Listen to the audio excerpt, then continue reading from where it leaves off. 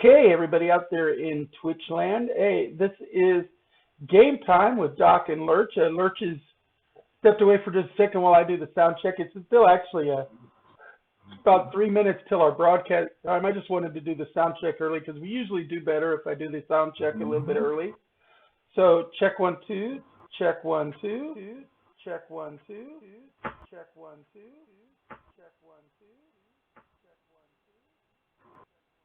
Can't quite hear him in the background, so I don't know if his voice comes through, but I assume it is because we usually don't have any problem with that. And people will let us know. All right, let me bring out the chat when it pop up so that we can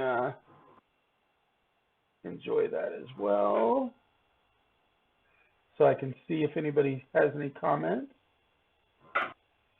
and expand it so I can see the text nice and big. So it grabs my attention if somebody post something in the chat. Okay. Anyway, we do have a great show for you today. For those who don't know, we are Game Time with Doc and Lurch. We are here every Tuesday from 8 p.m. to 10 p.m. We almost weren't here this week. I had a doctor's appointment earlier, and I may not have gotten home in time to get everything started, but everything worked out. But that's generally the only time we'll have troubles if we're having some kind of real life thing like internet issues, or if we're out at like doing like an on-site event thing like a convention or something, although we don't do them on Tuesday right now, so that's not that big a thing. We are part of Eclectic Endeavors, the people that bring the Gaming Arts Media Entertainment Expo. And Lurch is back with us right now. We're still doing the sound check real quick, and I was doing our introduction. Okay. But yeah, we're part of Eclectic Endeavors, the group that brings you the Gaming Arts Media Entertainment Expo, which is fast approaching. As you can see in the center part of the screen, is October 14th, 15th, and 16th at the Springfield Expo Center. For $10, get in for the entire weekend and have a wonderful time of gaming and nerdy fun. It's not just games. I know the name of the con is Game, but it's not just about games. It's about cosplay and comic books and crafting and Kickstarters and everything nerdy. I mean, we get the Ghostbusters of the Ozark there. We get the Costuming Guild. We get Amped Guard. We get the LARPers. We get lots of tabletop games, lots of electronic games. We're on a fantastic electronic gaming area. Part of the name is our primary attention is on gaming, but that's a really broad thing because there's so many different kinds of gaming. Yeah, we are an active con. Unlike some cons that's more about just socializing and partying, we're about doing stuff. We like stuff for people to do. So we have lots of tabletop space, and we run lots of tabletop games, board games, card games, role-playing games. And then we have a huge video game area with lots of consoles and TVs set up. Lurch puts on a fantastic show with that. Like he said, he's got 48 gaming consoles he personally owns, not to mention all the ones that he gets on loan and stuff. So there's all kinds of different consoles that you can play on with all kinds. He has a library that's unbelievable of games. And you can try out most games on the system on different size TVs. And it's open from basically open to close the whole time the game is open. So the only time, there might be some limitations. Other people have it reserved, or when he's running an actual tournament. And then specific games might be in use for that tournament. Some other people may not be able to borrow them. But other than that, his gaming area is just chock full of electronic gaming goodness. So, and that's what brought me and Lurch together with our previous co-host, Greg, who's the tabletop director for Eclectic Endeavors.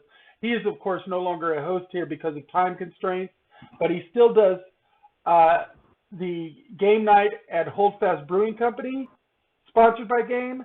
That's the third Wednesday of every month. So if you want to go out, play some board games, have a nice microbrew, some good food, go out to Holdfast Brewing Company and say hi to Greg Pullman, who is our good friend and fellow game representative.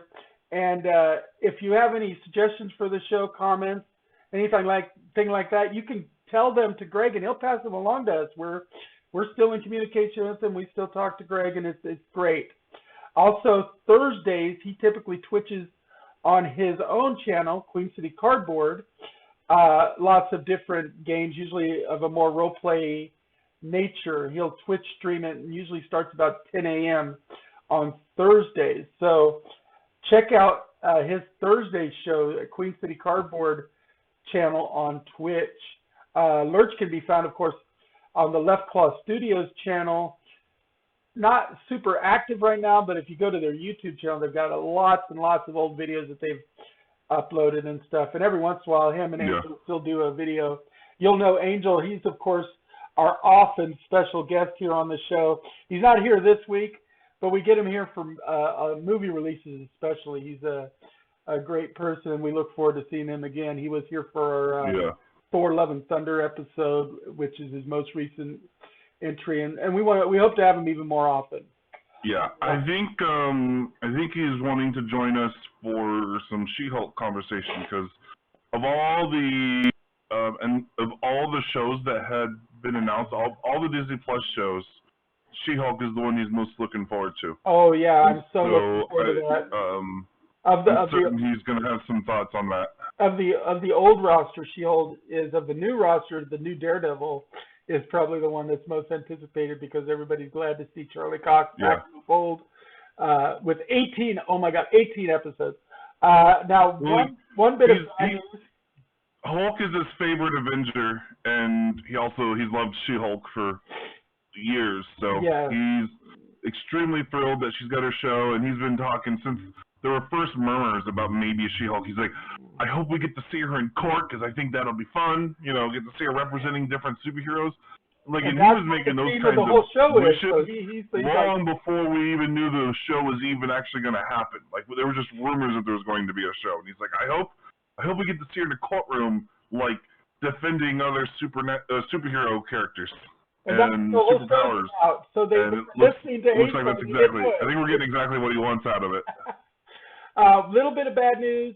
It's only slight bad news for She-Hulk. It's not going to premiere on the 17th like originally anticipated. It's been bumped to the 18th. And there's a reason for that. It's a good reason, although I personally think they should have bumped the other shows. They didn't want it to compete with their release of Star Wars shows like Ms. Marvel did, by both of them releasing on Wednesdays. So instead, She-Hulk's going to release on Thursday as a trial, and the new Star Wars, when it comes out, Andor, in a few weeks, will release on Wednesdays, and that way they're not directly competing on the same day, and they didn't bump them up to like Friday or Saturday when other streamers do their big releases. By giving them Thursday, the Marvel shows, if this one works out, they're going to continue to do the Marvel shows on Thursday from now on. But I think that's actually not a bad thing, although personally, I wish that Marvel had kept the Wednesdays and they'd thrown Star Wars to Thursday, because it's the later happening show. So let's bump it another day. But that's okay. It's also, the Star Wars shows aren't as important to me. I don't watch them as many of them. Personally, I kind of appreciate the shift so that we have one show, on each day. I do appreciate the shift. I just wish it had been the other show that shifted. But it's okay. I'm not too hurt about it. It's only one day. Yeah. It's one day. It'll still be in time for us to include it in the following show. It would be in the same episode with us, so it's not really affecting our show. And that's really the point. It just means that I'm not watching it Wednesday morning at dialysis like I normally do. As soon as it drops, at 6 a.m., I'm watching it at dialysis. Now I have to, it's whenever I wake up on Thursday that I'll watch it. But we do get I Am Groot this week. On Thursday. That drops tomorrow, right? Yes, that is not getting shifted. So, there's only 20 minutes of actual content. It's 6 shorts, but they take 20 minutes from what I understand. So they all drop at once. We're not going to get a whole lot of background, but it's going to feature Groot and a little bit of Rocket. And I'm looking forward to it. And we will talk about it next week. Anyway, we are now into the actual time of our show by about 7 minutes. So we're going to move forward into our first topic, and as usual, we like to start with Lurch. So let's see. I'm on the wrong support screen. Just a second here. And here we go. And it looks like he's going to talk about Evo. And I was hoping he would talk about Evo because it's the big. Oh, yeah. Well, it's the big fighting game expo. Yeah. So yeah. Well, Evo, primarily Evo's a fighting game tournament. Right. Which, if you're not aware, is now owned by PlayStation. PlayStation bought Evo in the last year or two. I forget exactly when they bought it. But the last news I had of Evo was when they were upset at Microsoft because of the way they released Tekken for a tournament there, but they had it was like a beta edition, and a lot of the more popular characters didn't have all their movesets loaded, which really crippled some of their competitors. And they got all pissed about it, and they started saying that from then on, the only Microsoft game that they would be allowing at Evo was going to be Killer Instinct, I think, because of the fact that it's an exclusive. It'd be just like how Smash Brothers is the only Nintendo one that generally goes to Evo. The only Microsoft was going to be Killer Instinct. All others was going to be the PlayStation version or the PC version because they were just upset between how they did the Tekken and the frame rate refresh of the Xbox was really tanking for combat games. Although I don't know if the Series S and Series X got better at that or not. But now PlayStation owning it makes perfect sense. Yeah. So anyway, with the tournament going on, they've made a lot of announcements. A lot of announcements were made throughout Evo for major fighting games, and so I wanted to hit up a few of the subjects that came up. That's what I'm really looking at for today. I don't keep up with the competitors in these tournaments. It seems like something I might enjoy, but I don't know. Yeah, you think we're really big esports enthusiasts, but as much as we enjoy the games ourselves and we enjoy the hobby, I would rather play the games myself than watch a bunch of competitive gamers. I have nothing against people who enjoy watching it, but I'm kind of like I have the same feeling towards watching competitive esports as I do watching competitive sports. As a kid, I'm a little too old and out of shape today. But as a kid, I enjoyed playing football and baseball and things like that with kids in the neighborhood, growing up. But I never cared for watching it on TV. I was just like, I don't care to watch professionals play this sport. Yeah, I enjoy playing it, but don't want to watch. And sometimes I'll watch to see just because I'm impressed by how great these folks are. And so I'll occasionally watch a little bit here or there, but for the most part, I don't keep up with the NFL. Someone asked me if I was watching the Super Bowl, and I didn't even know it was football season. That's me. That's me. Exactly. Yeah. Sports are for doing, not watching, in my opinion. I went out to eat last week, and someone's like, "So, who are you rooting for in the Super Bowl, or how you got Super Bowl plans, or something like that?" I don't remember what it was, and I was like, "The Super Bowl, is that coming up already?" Seems like we just had one. And I'm the same way. My attention to Evo is primarily about, the announcements that come out of it, and the new games and stuff. Yeah. Yeah. So I want to have some of these announcements that we got. Street Fighter 6 revealed a couple of new characters named Kimberly and Jury, and it included some video footage of it. And both of them look really cool. I think it was Kimberly of the two. She was, it looks like, dark skin, I don't know, I think she's an African American woman ninja who uses spray paint. She has ninja techniques and spray paint. So she's a graffiti fighter. Yeah, she's like a hip hop ninja, and it's just a really fun looking mix that I don't think I've ever seen anywhere, and it's really curious. And I'm not even a big Street Fighter fan, but I have to say everything I've seen about Street Fighter 6 looks freaking awesome. And so I think I'm gonna have to give Street Fighter 6 a I go think when it I comes mentioned out. before, I was a competitive Street Fighter fan, Yeah. playing both mainly Blanca and Chun-Li. And I Yeah. prefer mostly the female characters or the bestial characters, which is why I like Blanca and Chun-Li. And so seeing two new female characters, I assume Juri is a female character. I could be wrong. Yes. The sound Yeah. is Juri. So Juri is like this feminine punk rock kind of punk rock Asian. princess. Like I'm trying to think. I think someone described her as being like an Akira inspired character. She comes in on a fancy like Tron-esque motorcycle and has nice. I think like a spiked collar and very punk, yes. Yeah.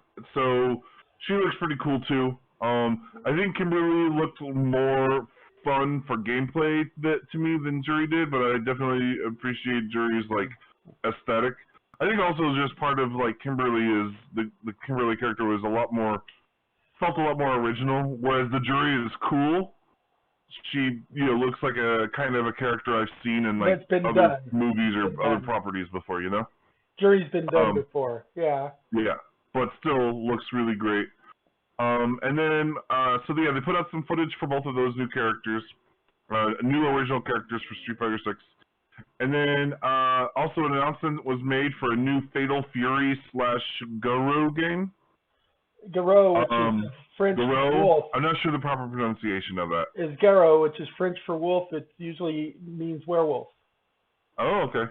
So like I'm familiar with Fatal Fury. I'm not terribly familiar with Garo, but the actual French term is loup garou, which is werewolf.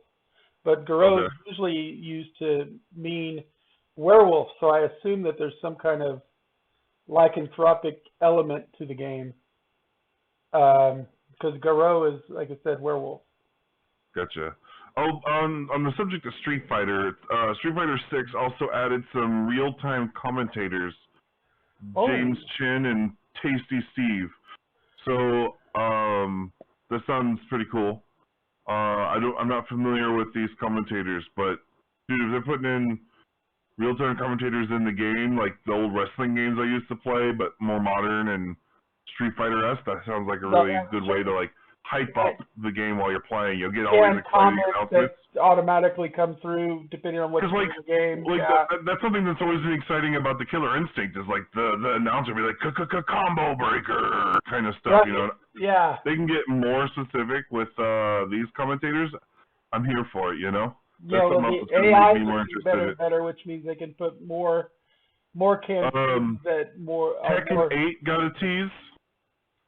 Which I am a big Tekken fan. I've played it. I played every Tekken game, even Tekken Advance. My favorite Tekken is Tekken 5. I love the Tekken franchise as a whole. Yoshimitsu's my main character. I think Tekken 5 was the one that was the big controversial one at that last Evo I talked about. Oh, really? Yeah, I think so. I'd have to check with Jonathan because he's the one that clued me in on that back then. It's weird to think about. Tekken 7 is the Tekken I've played the least, and I think it has the biggest roster. It's got a ton of characters. But it's a good game. It is. I don't play a lot of them anymore, but I do like combat games. Because like I said, I'm a Street Fighter and Killer Instinct fiend. I love both of those games, and Mortal Kombat was even a lot of fun. Yeah. Mortal Kombat's my favorite fighting game franchise. However, it was not represented at EVO. It didn't get any announcements. Yeah, the original. Which Ed Boon tweeted that in advance.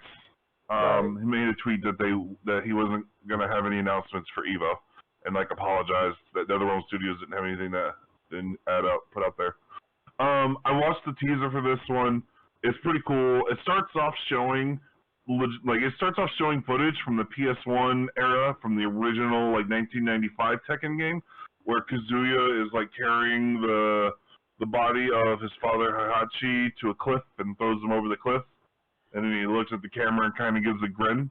But then as he's doing that, the camera is moving in closer to his face, and he has this grin. There's this weird glitchy thing or whatever, and then it cuts to PS5 era graphics of his face with the red glowing eye and the smirk.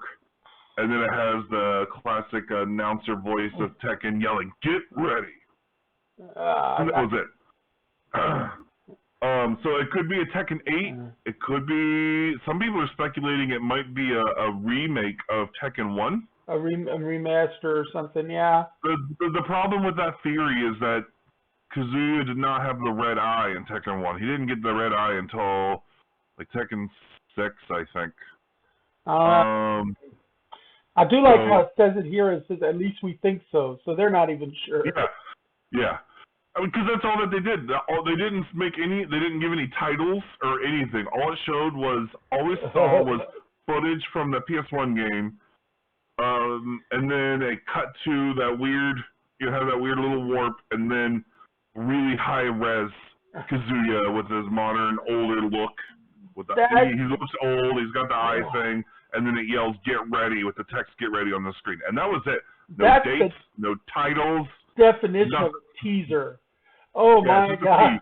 It's a hell of a teaser. Okay, you already talked about the commentators, so skip over to the next one, which is the DLCs for King of Fighters 15. Nice. Yeah, it's new DLC fighters for King of Fighters 15 were announced and dated. Guilty Gear Strive adds a new character named Bridget. King of Fighters 15 gets cross-play between all platforms, which that is great. The more of that we see, the better. Yes, definitely. Wait a second. Samurai Showdown, it says Samurai Showdown will get rollback netcode in 2023. Is there a modern Samurai Showdown I missed? Because I used to enjoy the crap out of the old ones. I need to find that out. I might look that up whenever you're chatting, and then let you know later if I found anything about a modern Samurai Showdown. But apparently there's, I think they have the original one made with online multiplayer a couple years back. I'll have to check. Persona 4 Arena Ultimax now has rollback netcode.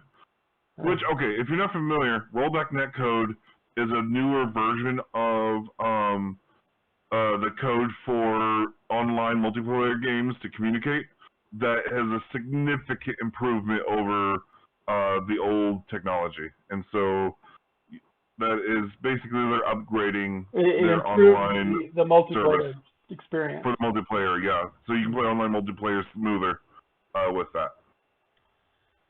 Guilty Gear Strive has cross-play and other updates outlined.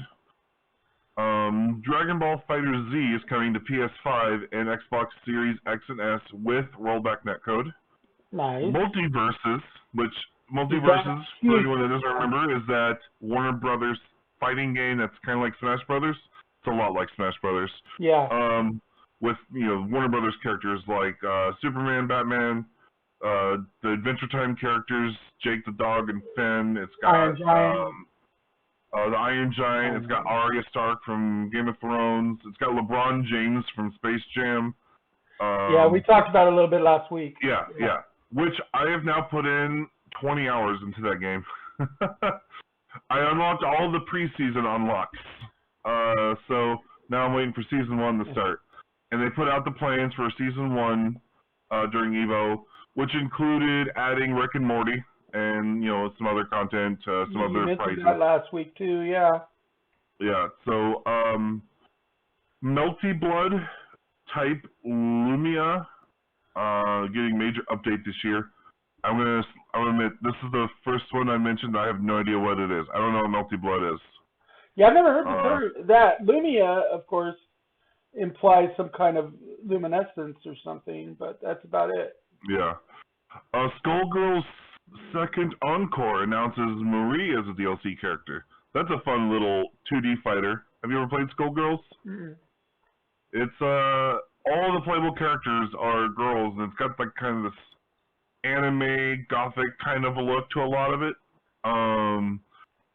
I played the original when they only had like 4 or 5 characters, and then they added more characters over time. It's a pretty fun 2D brawler, 2D fighter. And then the last one, I had Brawler in my head because of this next one. Nickelodeon All-Star Brawls getting Hugh Neutron as a DLC character.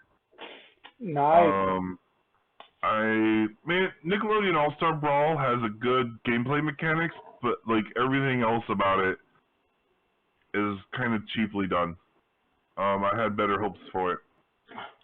Anyway, so that is the gist of the announcement. Of course, you can get a lot more details. I pulled this quick and easy list off of GamesHub.com and their news features, and it has all these like posts that I think Doc has shown on the screen are clickable, so you can get more details. And there's a lot more details on this. I'm just kind of trying to hit some, because there's so many. I'm trying to get through them kind of quickly. Here's a little of the new characters featured from Street Fighter, Kimberly. Just kidding. I turned the sound off so we don't have to worry about being kicked for copyright. Oh yeah, she's pretty neat, and kind of reminiscent of Chun-Li too. But oh man, nice moves. I love the flow. What's that? I love the flow of her combat moves. Oh, is that Kimberly? Yeah, it's Kimberly. Yeah, like. I love the paint that kind of outlines what she does. Yeah, watch when she does her special. This is freaking cool. So, we got her doing this like ninja hopping around stuff, which is pretty cool. And she got like a Walkman. Yeah, that's the one that's going right now. Feels very 90s. Oh. Punch him in the face with a spray can. She's shaking it up while jogging. She's great. I love her. And then, of course, the next is Jury. Let's just get a couple. Doesn't that just look fun? We're gonna watch the whole thing of Jury. We're just gonna. Okay, there's that bike. So there is a 2019 version of Samurai Showdown. I'm gonna have to scoop that up and try it out. I really like the one from the 90s. Hopefully the 2019 version is just as good, or hopefully even better. You know what I mean? She's in belly dancer for parachute pants. Oh my God! She's got like belly dancer parachute pants. Yeah, or like combat parachute pants. Nice. Oh, that midair kick was badass. Okay, that's enough of that. We could spend all kinds of time drooling on stuff like that. So let me go ahead and pause that. There we go. All right. That's amazing. I knew we would want to see a little bit of that. Okay, well, we're looking forward to that, and hopefully we'll catch into that later. Let's go on to my topic, and I actually have 2 pages towards my topic, but they're really quick.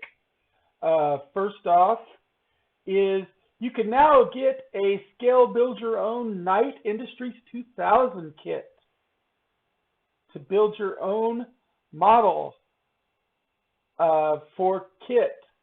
Of course, that's the Knight Rider car show. Yes. That's just cool. like Michael Knight, you'll have your very own automotive sidekick receiving monthly shipments directly to your mail with parts and instructions on how to build your own model of kit. So it's like one of them subscription programs there. They gradually send you the pieces and you build it over time as a project. So it'd be a great thing like father, son, uncle, nephew kind of thing to do, or, a couple of friends doing it. They meet and put a few pieces together every month, and you get to put together the kit car. And it's an actual kit car of kit, which I wanted to point out and look at some of the details here of the inside of the model. It looks really detailed inside the dashboard and everything. God damn. Yeah, this is some hot shit. And did you ever watch the Reboot series? I've watched everything Knight Rider's ever done, including the Team Knight Rider, which was actually one of my favorites, even though it didn't last very long.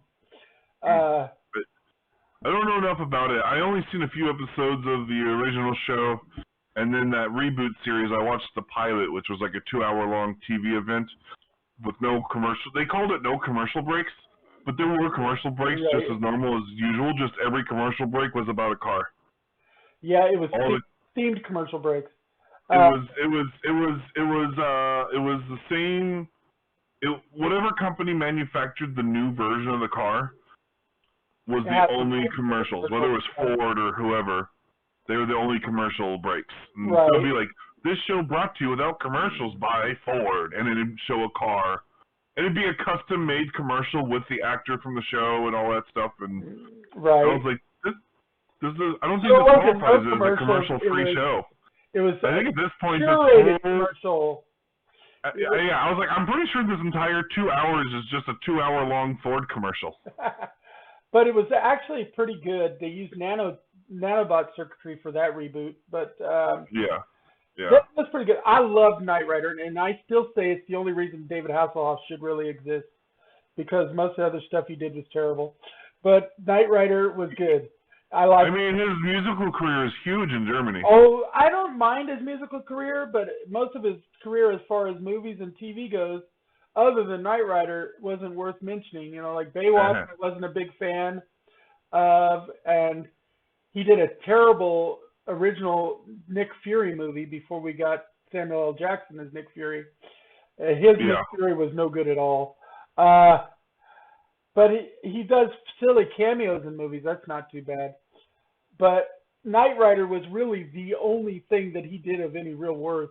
And the car was more the star than Michael was. I think that's part of the reason it was so good show, because you didn't care as much about Michael as you did about the car.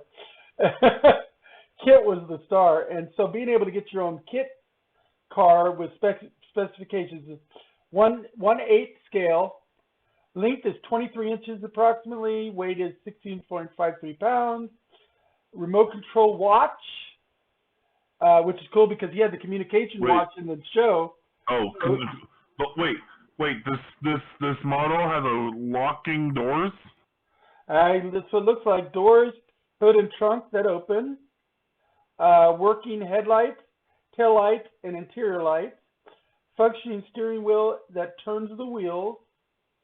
Engine with full details, rotating license plate, hinged windows, and high-quality die-cast metal and injection molded plastic. I mean, that's pretty badass. Now, on a related thing, I said this topic for me had two things, because it's both about stuff that you can get as a nerd collector, but it's not all about Knight Rider. The first one was about Knight Rider. The second one is at Jeff Dunham's website.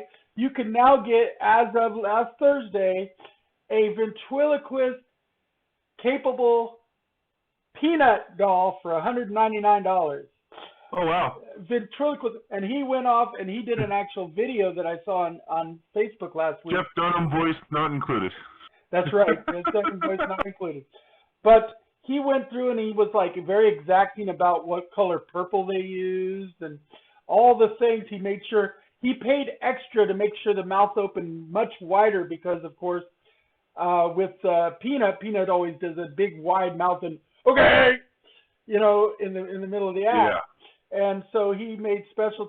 Now, of course, the actual Peanut he uses is a Muppet, not a ventriloquist doll, because he's using hand motions to control Peanut. But this one has the ventriloquist stick with the lever trigger that opens the mouth and stuff. So it doesn't have as customizable motions as the one he uses in his act. But shoot, Peanut is like his oldest recognizable puppet. He has been using Peanut in his act longer than any other ventriloquist doll that he has used. I mean, Walter is, age-wise, it seems like the oldest puppet, but Peanut really is. Walter's my favorite. But really, the fan favorite and the one everybody wants to collect, the one uniquely Jeff Dunham, is Peanut. And so I thought it was exciting. If you have any friends, or especially friends with kids that might be interested in getting into ventriloquism as a hobby, I mean, what better gift for $199? That's really cheap to get a ventriloquist articulated Peanut doll. And so I thought I would mention that in tandem with the Knight Rider kit, which really I just found the Knight Rider kit linked like earlier today. Yeah. And I was like, I'll throw that in with the Peanut thing and make it a combined kind of topic. But for nerd collectors, we collect everything. We love to collect nerdy stuff. I mean, if you look behind Lurch, he's got all of his game controllers on display on his wall, as we talked about last week, because he is making a game controller homage wall that he can just reach up and grab the controller as he needs it for those retro games. Yeah. So we love collecting old controllers and pop caps and die-cast models and making paper mache and ironworks and whatever. I mean, our cosplayers in our group make their own cosplay. I mean, there he's showing you those controllers. He's showing you his game room study. This is his retro gaming room where he broadcasts from, so it's mostly retro consoles here. Other parts of his house has the more modern consoles and bigger screen TVs to go with them. Yeah. I mean, it's what we do in the nerd community. So what better than to show you guys where you can go and get a couple of great nerd tchotchkes. And the Peanut ventriloquist doll, to me, is one of those ultimate nerd tchotchkes, just like the Knight Industry 2000 1/8 scale model is a great tchotchke to have. And that is, like I said, an ongoing project because it's a monthly subscription. So you can spend months putting it together with a friend or by yourself. And then at the end, have this nice model with the remote watch and everything and all the turn-on lights.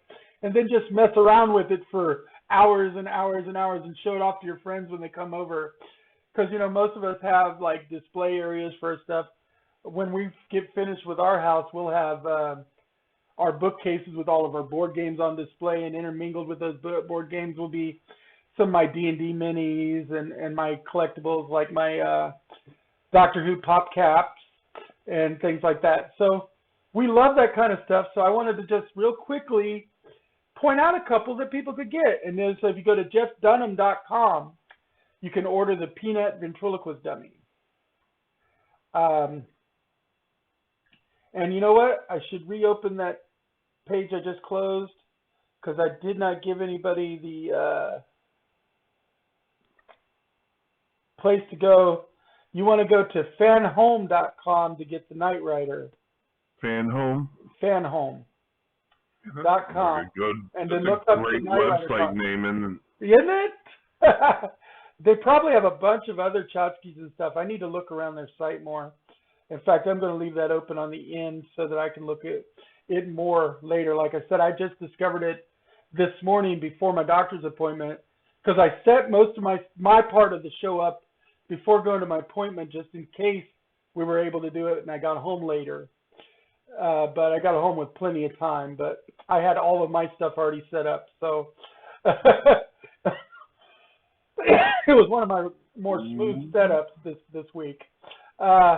But they got a pretty badass looking Iron Man on that website too. Do they?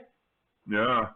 Specifications: limited edition, made of metal and high quality injected ABS plastic, posable model with a variety of movements. The reactor, hand repulsors, boot thrusters, and mark visor have LED the lights. Mark III armor? The build-up Mark III armor? It looks like it's in the menu. Yeah, that sounds right. Articulated flaps on the legs and shoulders, articulated pieces let you view the internal mechanisms. They've got an R2-D2 model. The Iron Man model is not a toy. It is an authentic masterpiece. They have the Furious Dodge Charger. Holy crap, it's 24 inches tall. Street Fighter figure collection. I mean, this motherfucker's 2 feet tall. Yeah, I kind of want to look at the specs for this R2-D2. Let me see. Disney's R2-D2 specs. Rotated metal dome with built-in camera. 2 modes of operation. Includes speaker, camera, projection, capable of, let's see. Where's the spec? The height.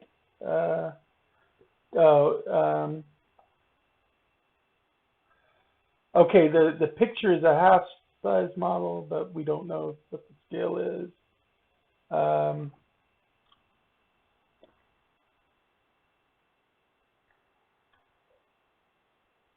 Wow. But the R2-D2 looks amazing. Yeah. I mean, and then you were looking at the Iron Man. We might as well just go check that out now. And we have now become fans of this site. Oh, yeah. There we go. There's your Tony Stark. 24 inches. Oh, my God. Yeah. High quality injection ABS plastic and metal. Posable model with a variety of movements. The reactor, hand repulsor, boot thrusters, and mask visor have LED lights. Articulated flaps on the legs and shoulders. Articulated pieces that you view the internal mechanisms. Licensed Marvel Studio product. Batteries are included. Wow, that's something you don't normally see. Yeah, I know, right? The Iron Man model is not a toy. It is an authentic masterpiece. I would agree. That's a masterpiece. You mean it doesn't come with an authentic miniature arc reactor? What a rip! I know, right? I mean, we could have an arc reactor and Avengers Tower. Come on. And you never hear Iron Man talk about batteries. And 52 points of articulation. Yeah. 52 points of articulation. That's a lot.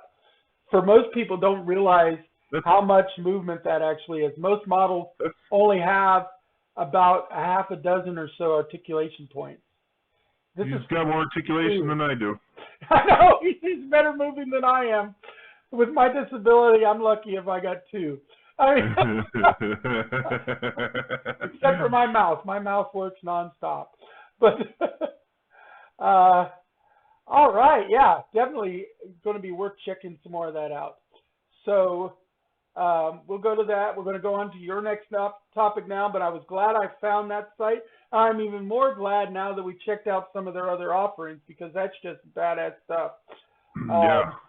Now let's go on to yours, and it's we're going to talk about the Pokemon Presents, which you mentioned a little bit last week, but we'll go into more detail this week. So we got some cool stuff, we got some silly stuff, we got some what the fuck moments.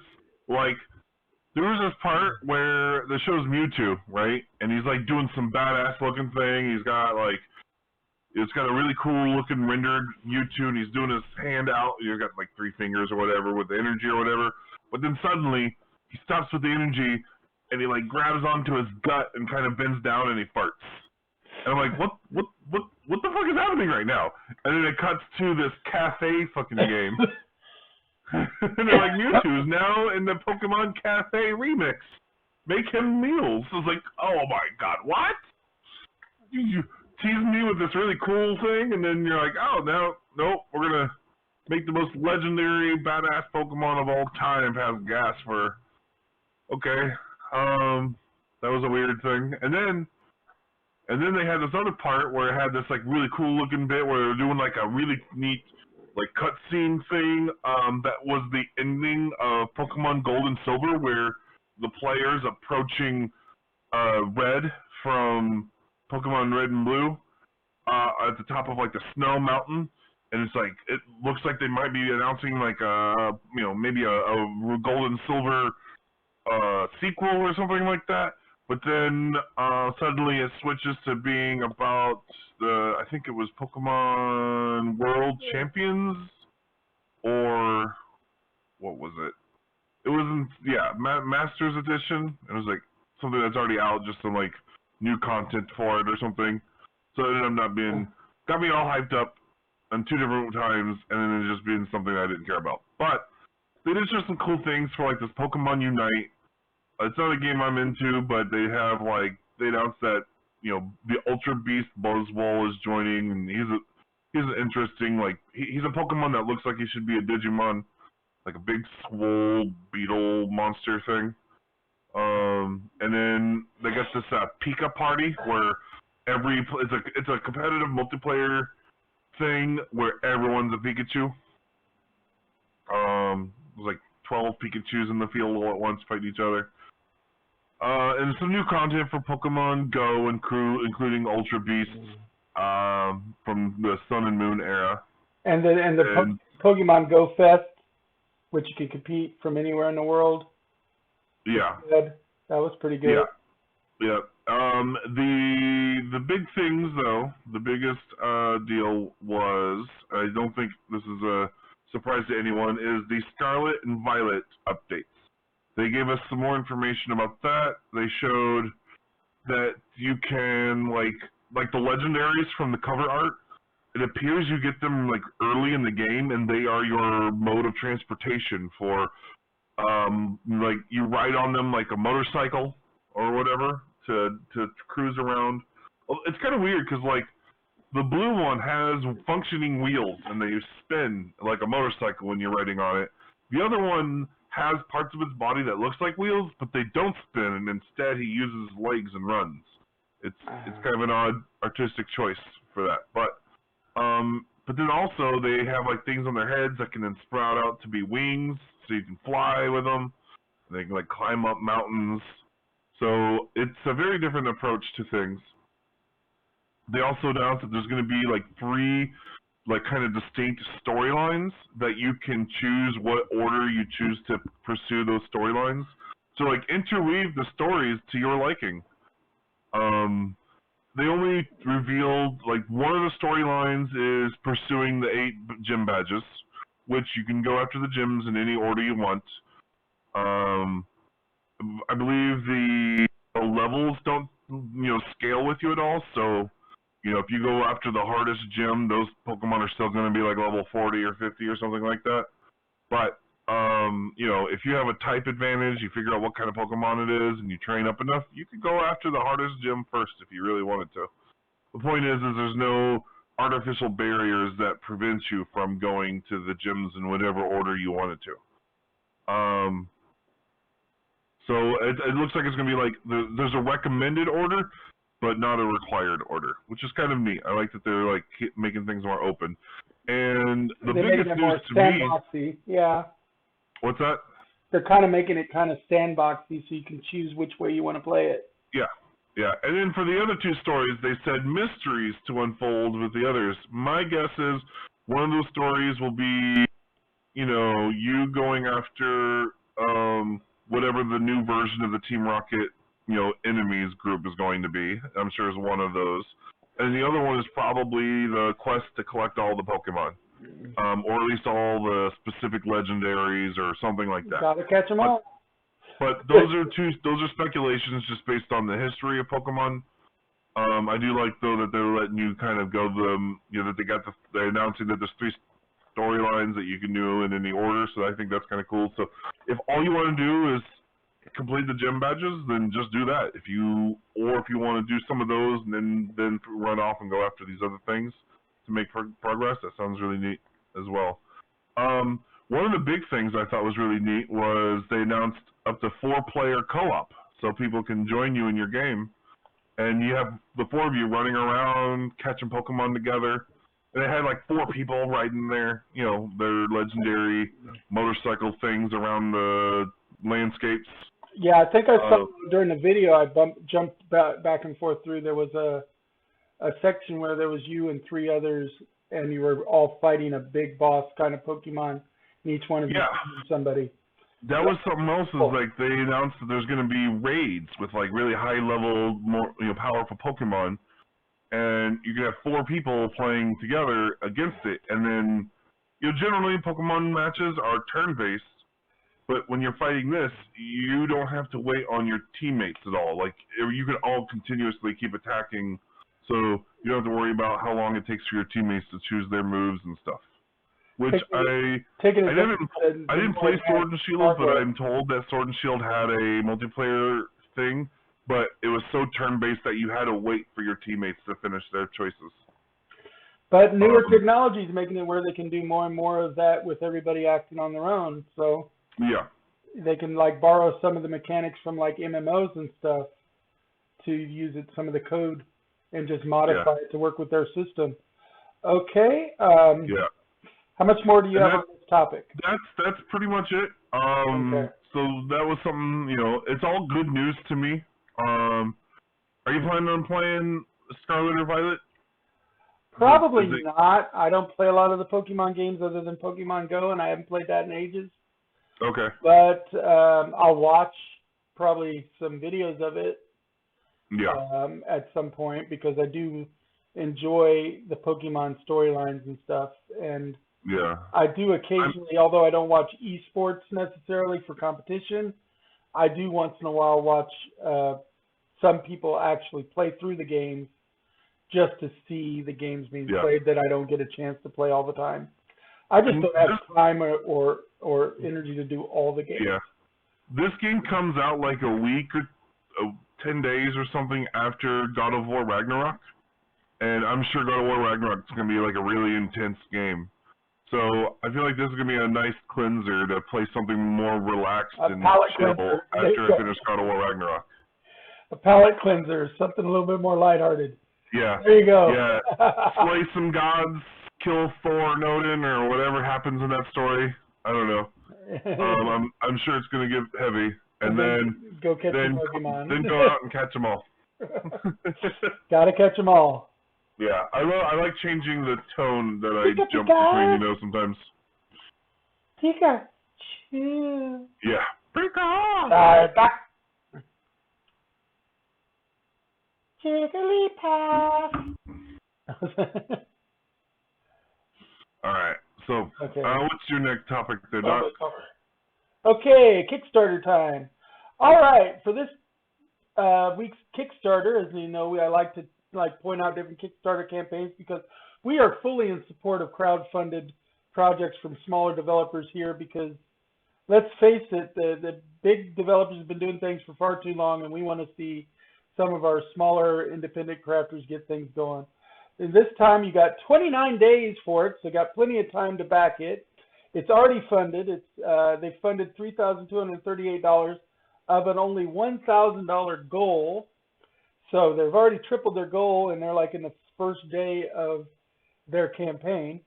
And it's called Arcane Tools for Role-Playing Games, Witchcraft and Magic. So they're a bunch of props, runes, wands, and arcana that you can use while playing role-playing games. There's a nice wand of iron that they've got on display here with a really nice turned metal handle. It's all metal. There's a pendulum, which, as you know, if you watch shows like Charmed and stuff, are used for witches scrying. You hang it over like runes or a map to do some scrying. So they've got a nice pointed pendulum. Copper witch's bell and iron hook. So the hook and bell piece, which also doubles as a fishing lure if you really wanted to, I guess. Like maybe in game, your pretend fishing lure. I wouldn't use it for a real fishing lure. Yeah. The iron serpent pendant, which is kind of nice. That looks very Egyptian to me. It would go really good with like an Egyptian themed game. And as you see these little runes on the sides here, I gotta tell you that the runes, well, first there's a iron candle scribe. This is used for like carving into the side of candles for like runes and stuff. It's just a little candle knife. But then rune stones. They've got metal rune stones with real Celtic rune symbols on them, which of course is very much part of the Celtic mysticism, and they use that for prophecy and some witchcraft rituals in Wicca. And those so look pretty Nordic to me. Those look like Nordic runes. Celtic and Nordic runes are very similar because they come from the same origins. And that would make sense. That would make sense. But they've got these ones that are a little bit more like chits, and then they've also got iron rune stones.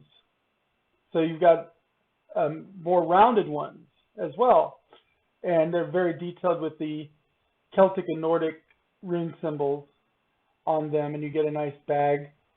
So it's all little props and stuff that you get to use with your role-playing games to bring, because props bring out the game, make the game more involved and stuff. A lot of people have watched, like, for instance, Critical Role, and some of the newer players think that everybody's game is like Matt Mercer's. Well, Matt Mercer has a big crew behind him that's making scenery and making props and making all this other stuff for them. Most games do not have that kind of budget. But it's nice. There are GMs out there that do take the time to make custom aged maps, and they make props and stuff. And this is a nice place to go to get some props. And let's look at the backer levels for this. Back it because you believe in it is, of course, $10 is the default there. Then they've got just the Iron Candle Scribe, which is $28. It's a little bit pricey, but $32 or more for the Serpentine Pendant. $32 or more for the Copper Witch's Bell and Hook.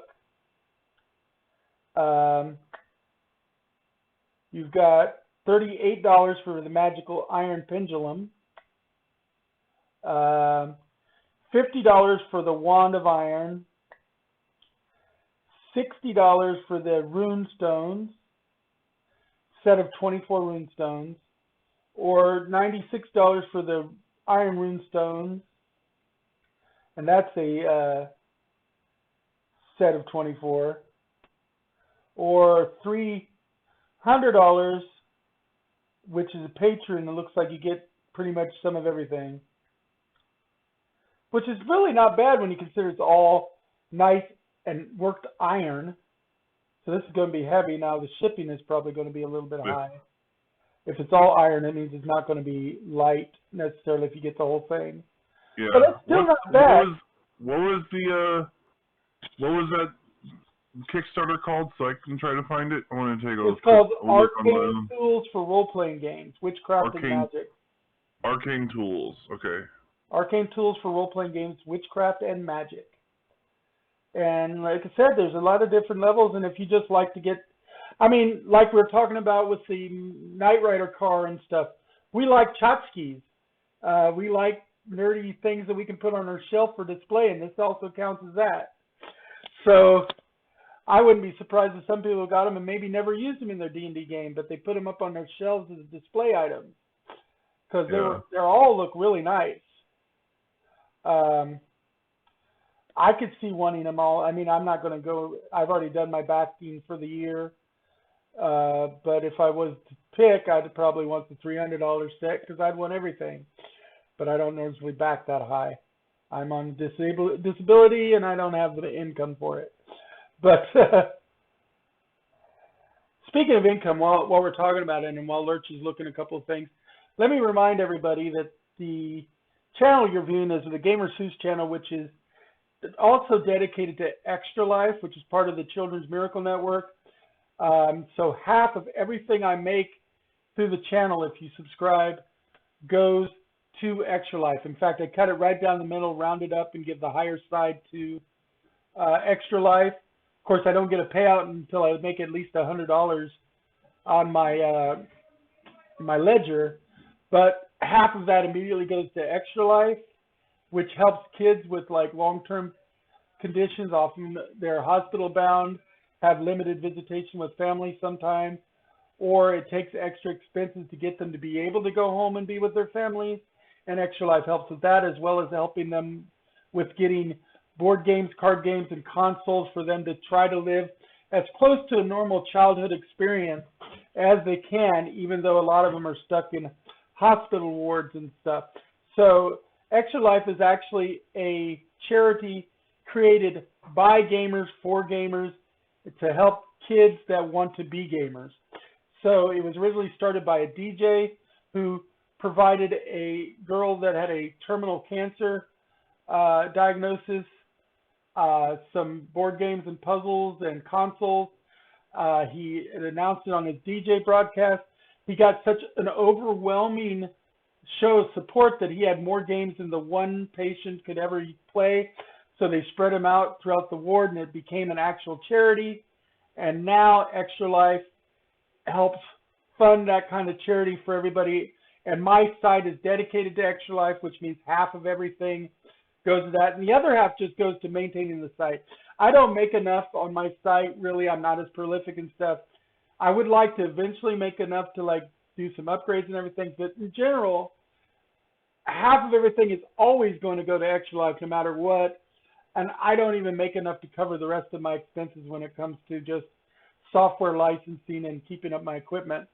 But I'm still always going to give half of it to Extra Life. So if you are like a Prime subscriber, for instance, you get one free subscription every month, costs you nothing, and you can change it from month to month. So if you think about it, think about giving me a subscription on your Prime subscription. It's not going to cost you anything extra. A lot of my viewers are students which get free Prime accounts, which means they're not even paying for their Prime account. And then they give their free subscription to me, and or a normal subscription costs $5 a month. Of that, I get half, so I get $2.50, which means $1.25 goes to Extra Life out of every subscription I get, and that's not counting bits and everything. So think about supporting the channel, and if you don't support it by subscribing, like, follow, and share it with your friends, because we're here every Tuesday with this show, and other times during the week I stream my Fractured beta testing, or sometimes I'll get in the mood and I'll stream something else like a restaurant review, or me doing silly voices, or me working on a new song, things like that. So just that's my quick commercial break for the show while we're thinking about it, and we're going to move on to Lurch's next topic, and I'm going to run and get a drink while Lurch talks. So, okay. Next topic here is Marvel's Midnight Suns delayed launch, and I'll be right back. I'm still on. I've got the mic and headphones. Okay. I'll hear and be able to talk. I just won't be able to see. Okay, sure. Well, this one's a little bit of a shorter subject. I kind of wanted to bring to people's attention fans that were looking forward to Marvel's Midnight Suns, which was I forget what its original release date was. I think it was this last spring, I believe. It got delayed out to October, so they were looking forward to being able to play Midnight Suns in October, on October 7th, but now it's been expanded to be within the 2023 fiscal year. So, according to this article, that's as late as March 31st of 2023.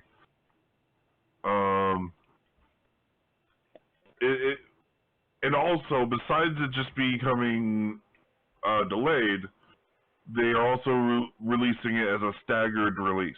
So Midnight Suns will come to PS5, Xbox Series X and S, and PC first within the fiscal year, and then the PS4, Xbox One, and Switch versions will arrive sometime after that, sometime later.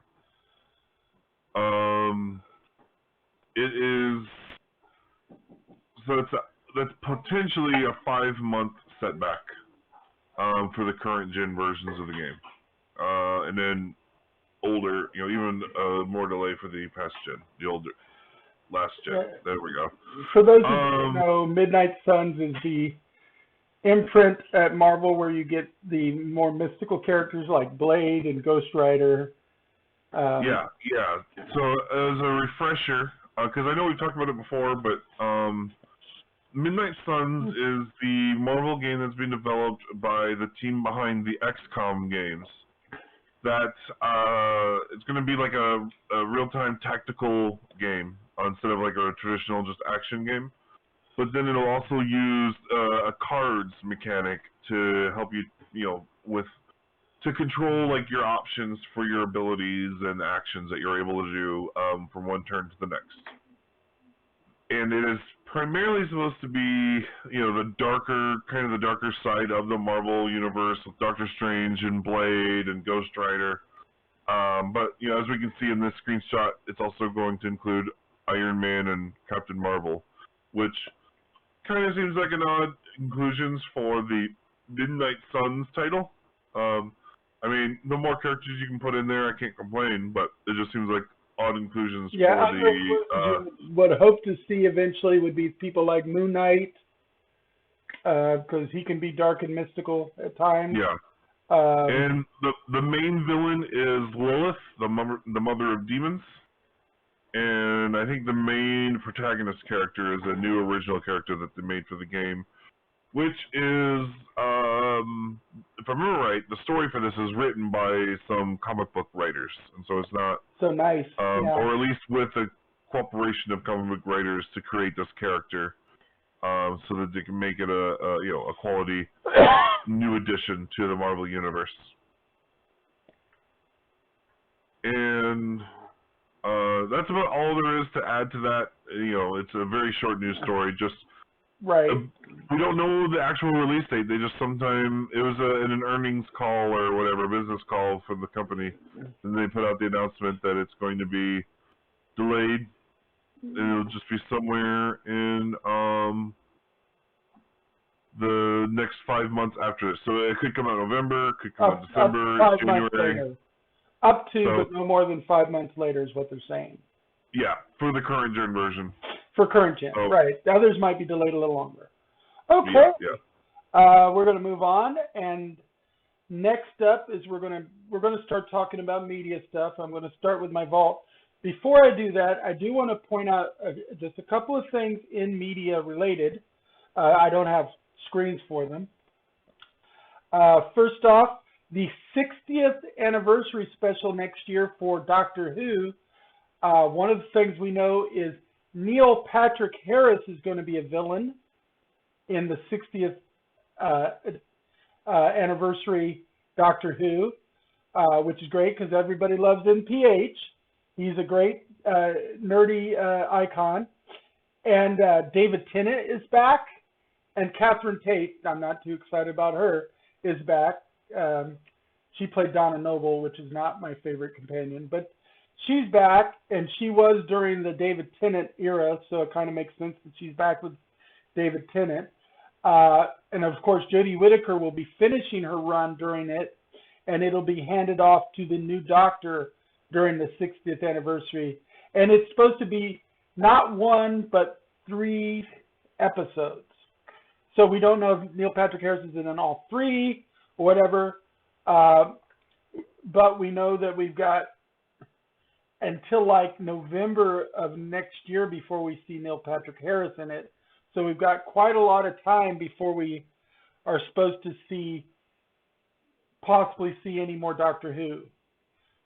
That might be, or it might be that that's just how long we have to wait to see Neil Patrick Harris, and he could be in the last of the 3 episodes, which means we might see some more stuff before that happens. But that's one of my media updates. Another media-related update that I wanted to bring out is kind of a little bit of a revelation. I found out a little bit about Ezra Miller, actually. First off, We did finally find him. He's been in rehab since July.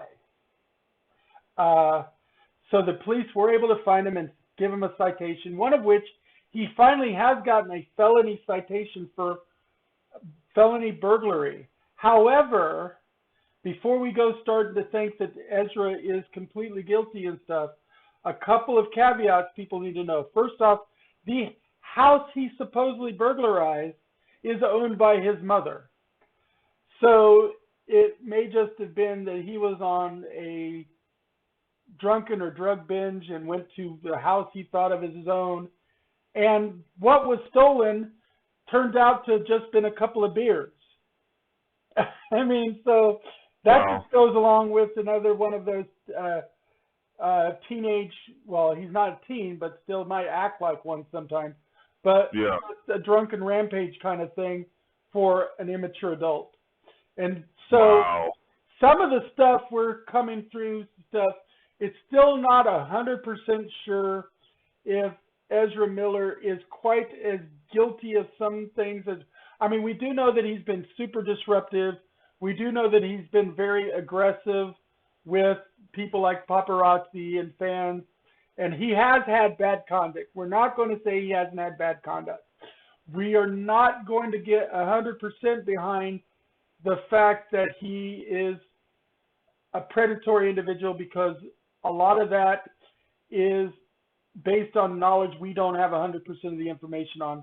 But I did want to give some updates on Ezra Miller. Now, The Flash is going forward as a movie, and it's keeping its release date so far. Zaslav has said that it's going to release as normal.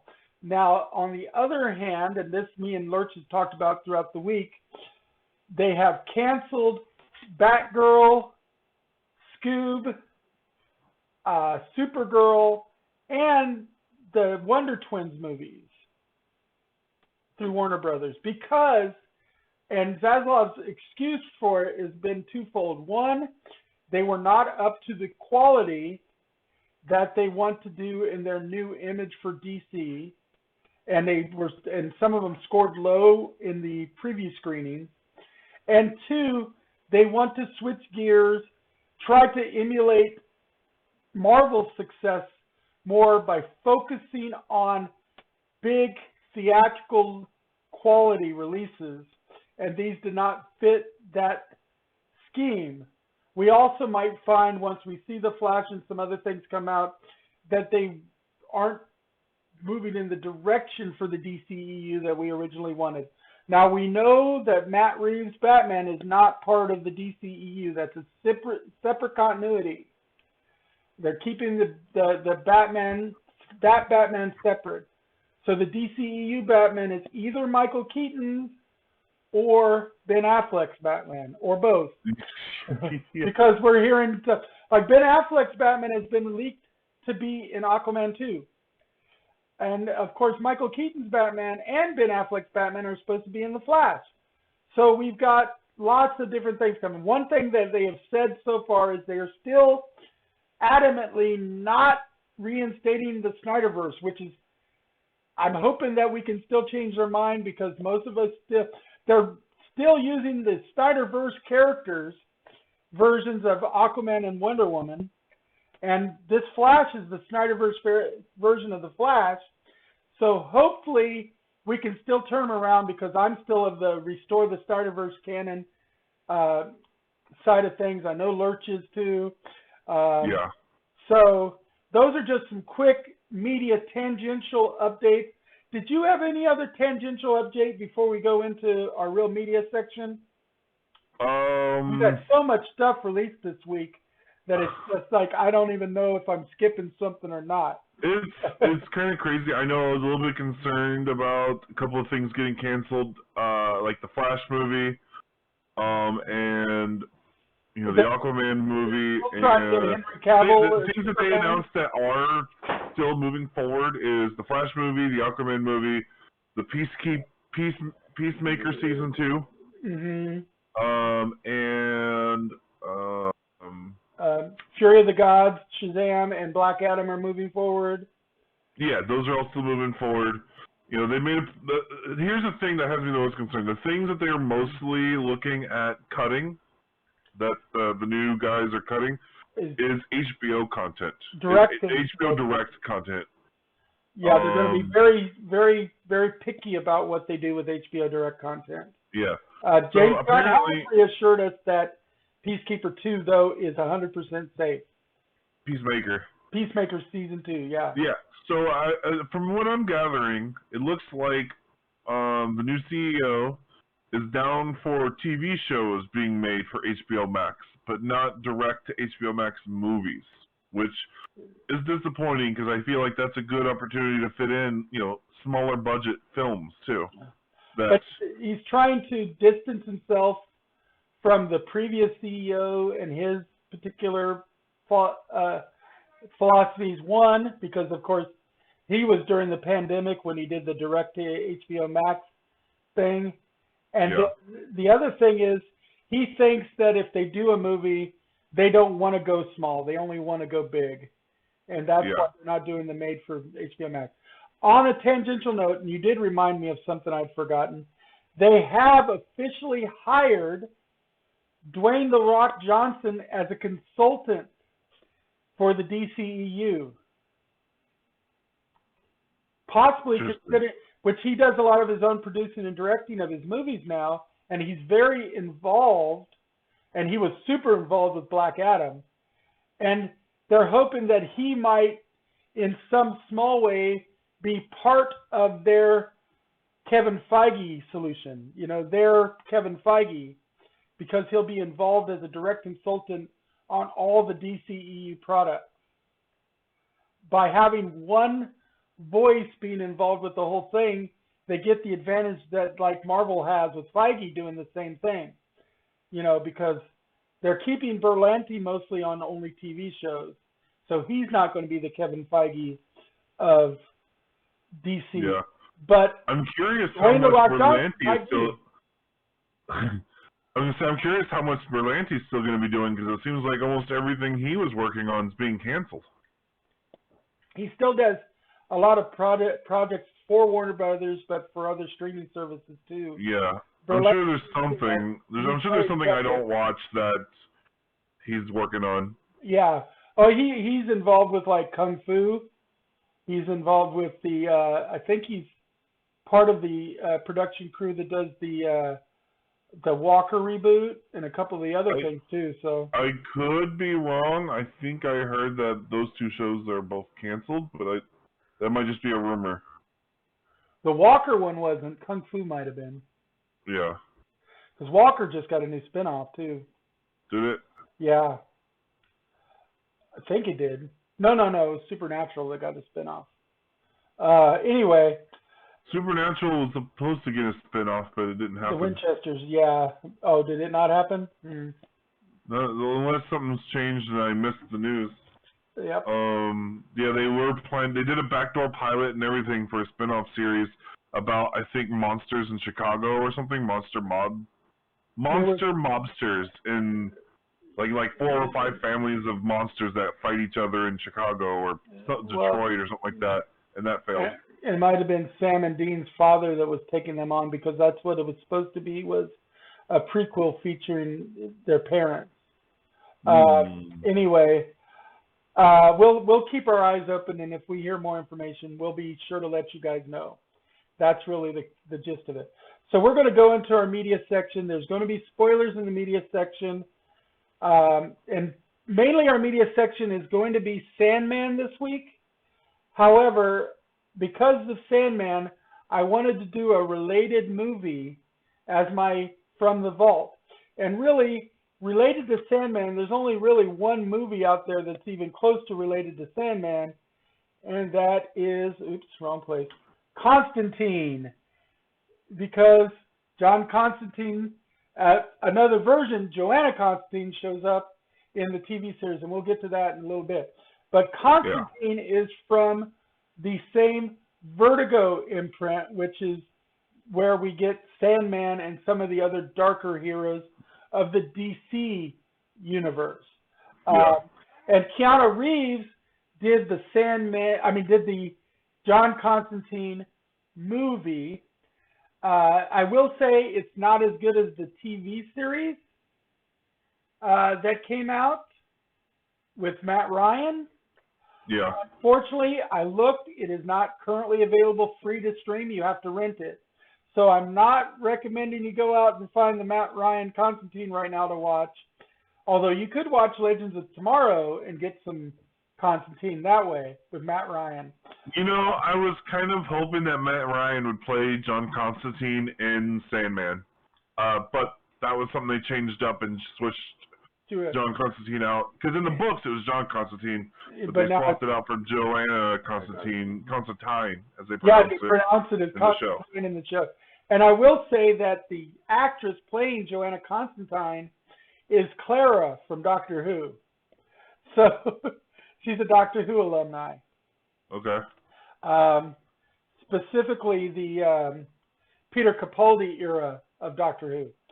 But anyway, Constantine, the movie starred Keanu Reeves, and it had mixed reviews. Some people liked it, some people hated it. There were some differences. Keanu even did an interview about some of the differences. One of the biggest differences is they took it out of the UK, which is where it was originally, a lot of it was set, because Constantine was British, and they made him American. But that really didn't take away from the story. Keanu Reeves, I thought, did a good job playing the character for what he was given. And Lucifer in the show was fantastic. I love that actor. I can't think of his name right now, but he played Lucifer. And then, of course... Lucifer in the movie, the Constantine movie? In the Constantine movie, yeah. I can't think of the actor's name. That was so good.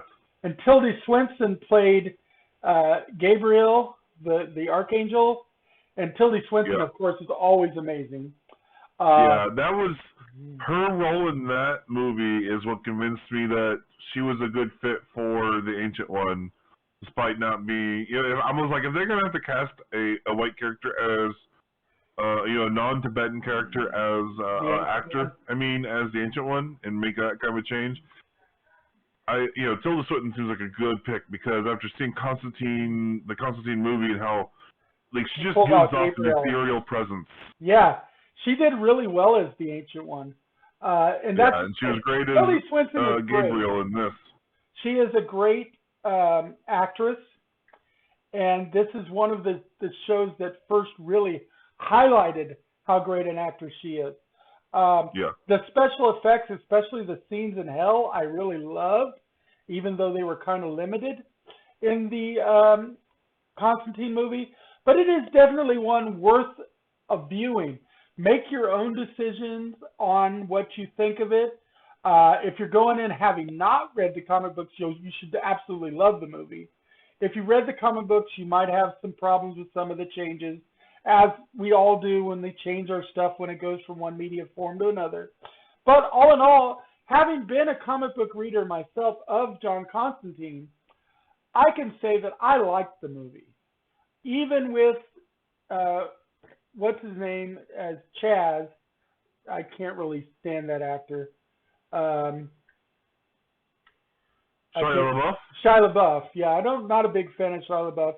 He got way too full of himself, especially after Transformers. But he did kind of lose his mind there for a little while. But I think he's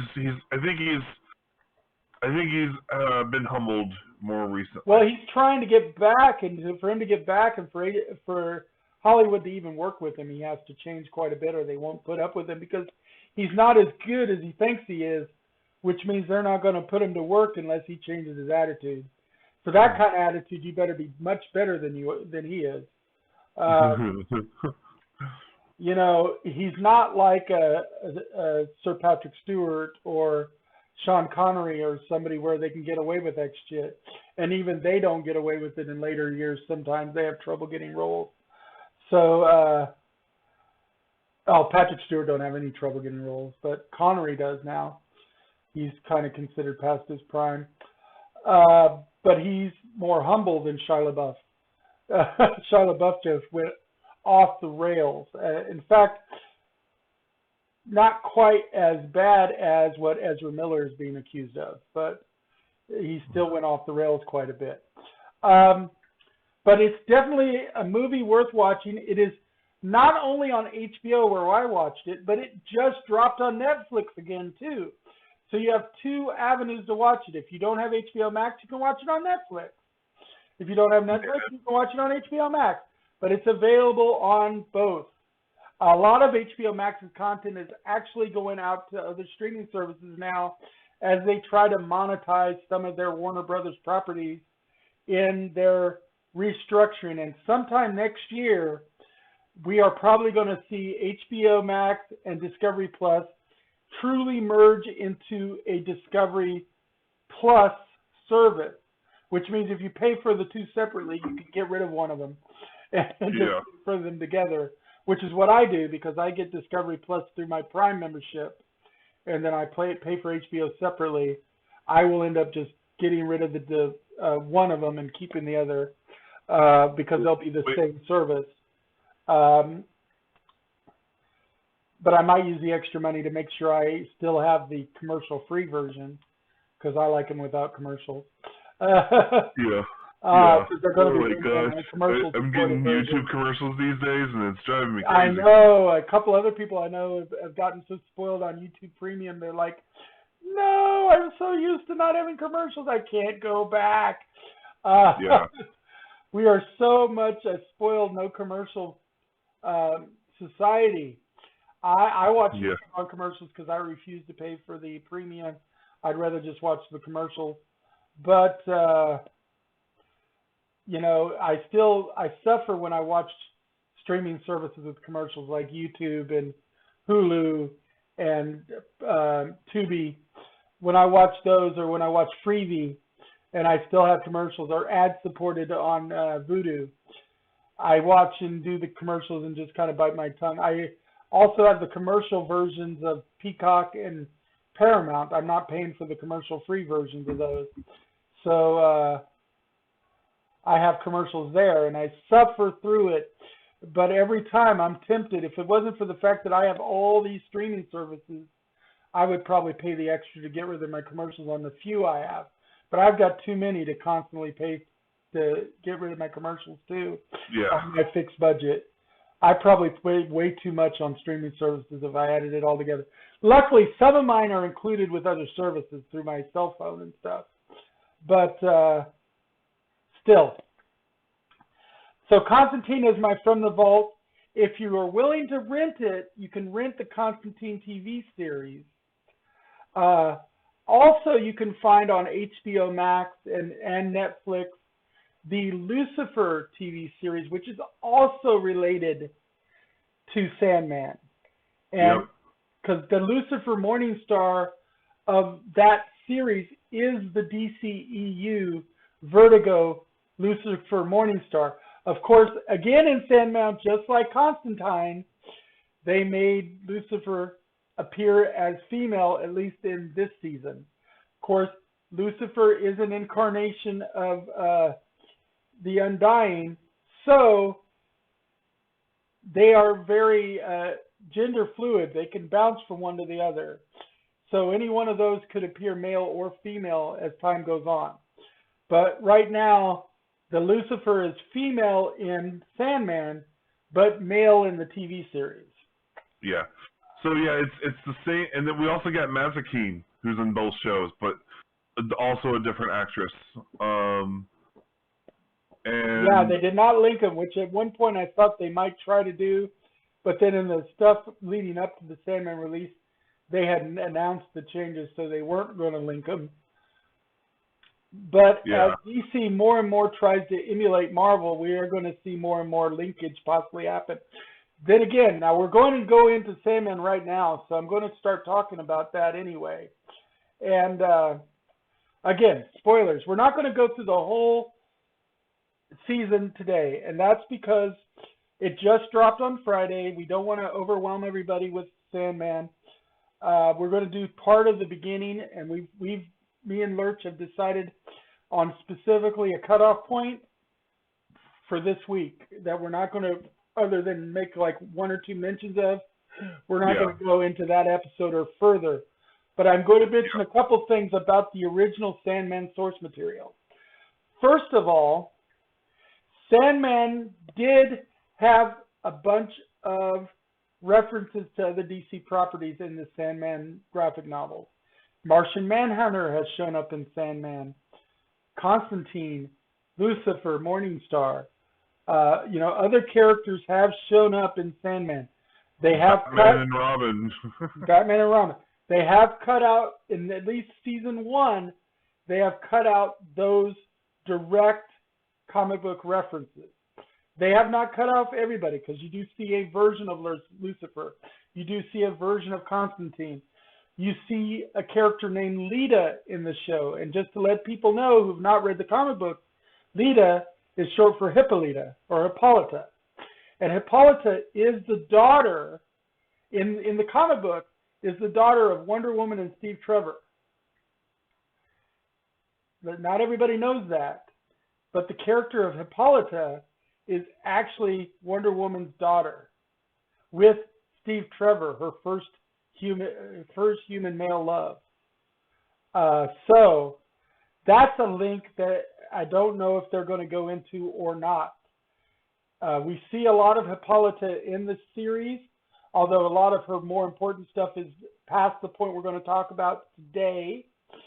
But just so you know, the character of Hippolyta is linked directly to the DC universe because her mom is Wonder Woman, is Diana Prince, Wonder Woman, Diana Themyscira. Anyway, on to Sandman. First of all, I have to say, and I've scoured the internet for this, and I know that we've talked about it on Facebook and stuff and with our various friends. It is the most accepted adaptation of a book or comic book I've ever seen on the internet. Almost nobody who's seen the series that I've heard comments from has had anything bad to say about the show. It's been all positive, which never happens. Yeah. Proof positive, as I quoted on my Facebook post, this is proof positive that Neil Gaiman is an unmitigated genius. The man knows how to tell a story out of the box where the box don't even frickin' exist. He is great. He is one of the true masters of his craft. And Sandman is probably his seminal work. And he's had a lot of work, but his comic book, Sandman, is probably one of the best graphic novel series out. And this does it true justice. I will say that without any equivocation whatsoever. And the internet, for once, is pretty much in agreement. The only negatives I've seen about the show at all were people refusing to look at it in the first place because they didn't want to be disappointed. So I encourage any of them to watch it because it's turning out to be fantastic. I can't stop saying how great it is, even with the changes they made. How much of the books did you read? It's been a while, but I read the first graphic novel series and a couple of the continuation series, and I can't remember the names of the secondary book arcs that I did, but it's been forever since I read Sandman. I read them when they first came out. There's a total of the main run. There's a total of 75 issues. And when they first came out that I read them. They have them collected in a bunch of volumes of trade paperbacks that have like specific names, like Nocturnes and Preludes and The Doll's House, things like that. I wouldn't mind getting a digital graphic novel copy of them because of my eyesight. I need the ability to expand them.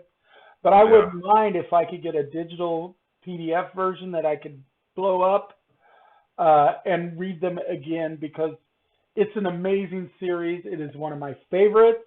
I've always liked the mystical characters better than most of the other characters. I mean, Spider-Man and Batman are two of my biggest favorites, but Doctor Strange is my absolute favorite Marvel hero, and John Constantine is probably my second favorite, although Sandman is in a class all his own. So really, in some ways, Sandman is my favorite DC of all time, but it's really a class all its own. I don't even think of him only as a DC hero. I think of him just before the pandemic, I decided to try to look in, read some Sandman, because I kept hearing about how great it was or whatever, and I really liked some of others. Every time I've encountered anything that was worked on by Neil Gaiman, I found it great. I watched, Good Omens. That was awesome. His Coraline movie was even really great. It was his Norse mythology book was amazing. So I was like, you know what? I gotta American Gods, which is on. So I started reading the books, which I wasn't sure if I was gonna like them, so I decided to rent them, borrow them, I guess, from the library. And through checkouts from the library, I got through about the first 1/3 of the Sandman books before the pandemic shut down the library and I couldn't get anything else.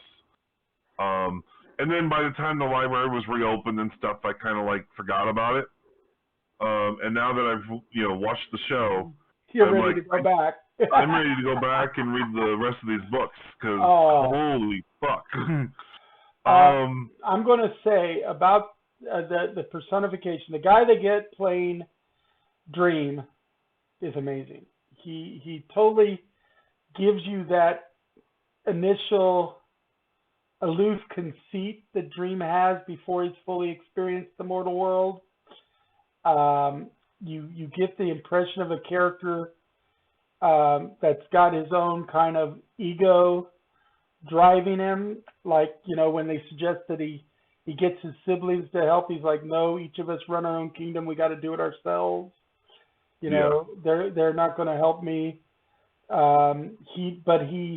His growth in the show is amazing, and it totally reflects the growth that Neil Gaiman imparts to the character. So you feel Neil Gaiman's touch throughout the show. Matthew, the Raven, I think is hilarious. He's got just the right voice to be that like everyday like American who just died kind of thing. He's not overly serious or overly any. He's just kind of like an American everyday Joe kind of Raven. He's voiced by Patton Oswalt. Yes, and Patton Oswalt does a great job. Yeah, it adds some levity to a generally serious, darker tone show. Yes, and there's personifications in the show that are so spot on. One of the main ones that is not as big in the comic book, but it was made more prominent in the show, and you actually find it out in later episodes especially, but he's involved all the way through the show, is the Corinthian. And I think the Corinthian is amazing. Yeah. You don't see it real clearly. You know, he's mostly got his eyes covered in the earlier episodes. But in the later episode, you finally get to see why that happens. Because you get shots of it, but you don't really focus in. So it's so fast that most people just see there's something wrong with his eyes, but you don't know what it is. Later on, and I'm giving something away here from later episodes, you see that his eyes are actually teeth. You know, so he's got teeth, mouths of teeth as eyes. And he is such a dark nightmare. He is such an image of darkness and corrupt malevolence that, I mean, you almost think that how could a sane mind even conceptualize such a dark character? You almost worry a little bit for Neil Gaiman's sanity and being able to bring up a character like this, because the Corinthian is a bad-ass villain, and he's going to go down, I think, as one of the #1 new villains in new cinema, because he is a great villain. But the whole show kind of personifies this. In the early episodes, mainly deal with Dream trying to recover his tools. I mean, they start off with him captured, and in a lot of ways they go along directly with the comic book, because the capture was originally intent to capture the spirit of death, not dreams. Yeah. And that was true in the comic book as well, so they didn't change that as much. Yeah. But they catch Dream instead. And he's captured, and we get to see him being controlled by this one great warlock who was a contemporary of Aleister Crowley, who was the mad, demonologist who had studied the Necronomicon of the Mad Arab and all that, and is probably one of the most well-known demonologists in history, was Aleister Crowley. Well, a contemporary of him was the warlock who supposedly caught Dream and held him captive. And in this case, he was doing it because he wanted his son to be resurrected. And another friend of his wanted his son resurrected because they died in a war campaign. And it ends up that the second son of the warlock inherits the care of Dream when his father dies. The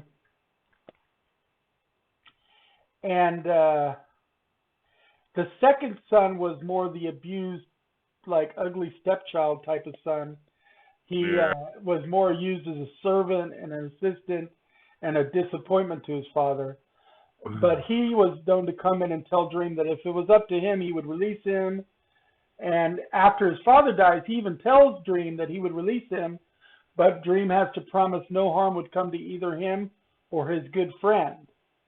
And Dream can't make that promise, because right now the only thing going through Dream's mind is revenge.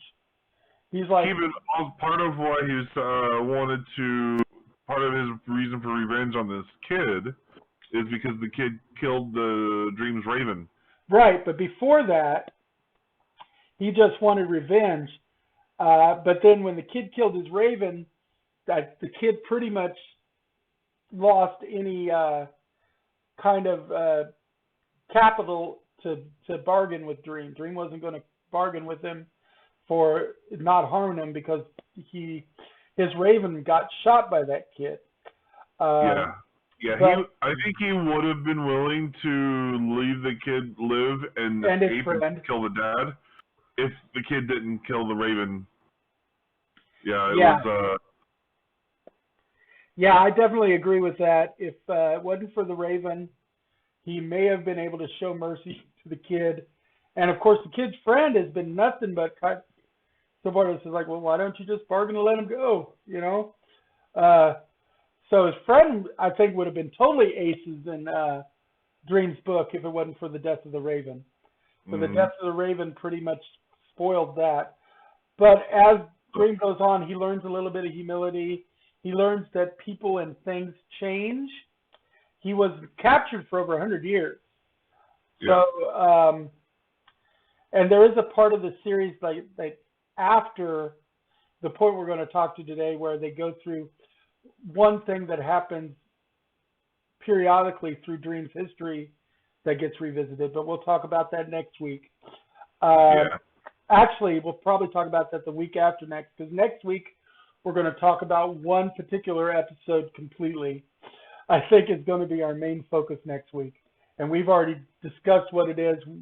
Well, we'll just say it's called the cafe scene and be done with that. We'll make one or two mentions about that scene today, but we're not going to go into details about it. But it's such an intense episode that both Lurch and I had to take a break after it because it was so intense, and that's why we want to give it its own kind of episode here, because it really deserves it. Because of the sheer intensity of the episode. You are mentally. I don't want to spend a whole day on that one episode, because that was a very intense episode. It might be but I do want to give it some little more time than than the other episodes. It does. I wanted to say that we had something about this show is that to give viewers an idea of how much I enjoyed the show. I was only planning on watching, a couple of episodes on opening night, on Friday night, and then, 3 more episodes, 4 more episodes on Saturday, and a few more episodes Sunday. Just kind of sparse it out over the course of Friday, Saturday, Sunday, Monday, and then be done by, before today was my plan. But we started watching Friday night. My girlfriend and I started watching Friday night, and we couldn't stop watching it. And we stayed up as late as we could physically stay awake watching episode after episode. Except for the short break after the cafe, Yeah, I physically couldn't stay awake. Yeah, we had to take a little break after the diner episode, but then we just kept going all the way through it until we reached a point where we're physically too exhausted, too tired to stay awake any longer, and I had to watch the last 2 episodes on Saturday. I don't go through that very often. I don't think I've had a moment like that since Invincible. The first season of Invincible. And that one was much less content. It was it was 4 hours shorter than this season was. So I didn't have to worry about waking up. Yeah. So falling asleep or whatever.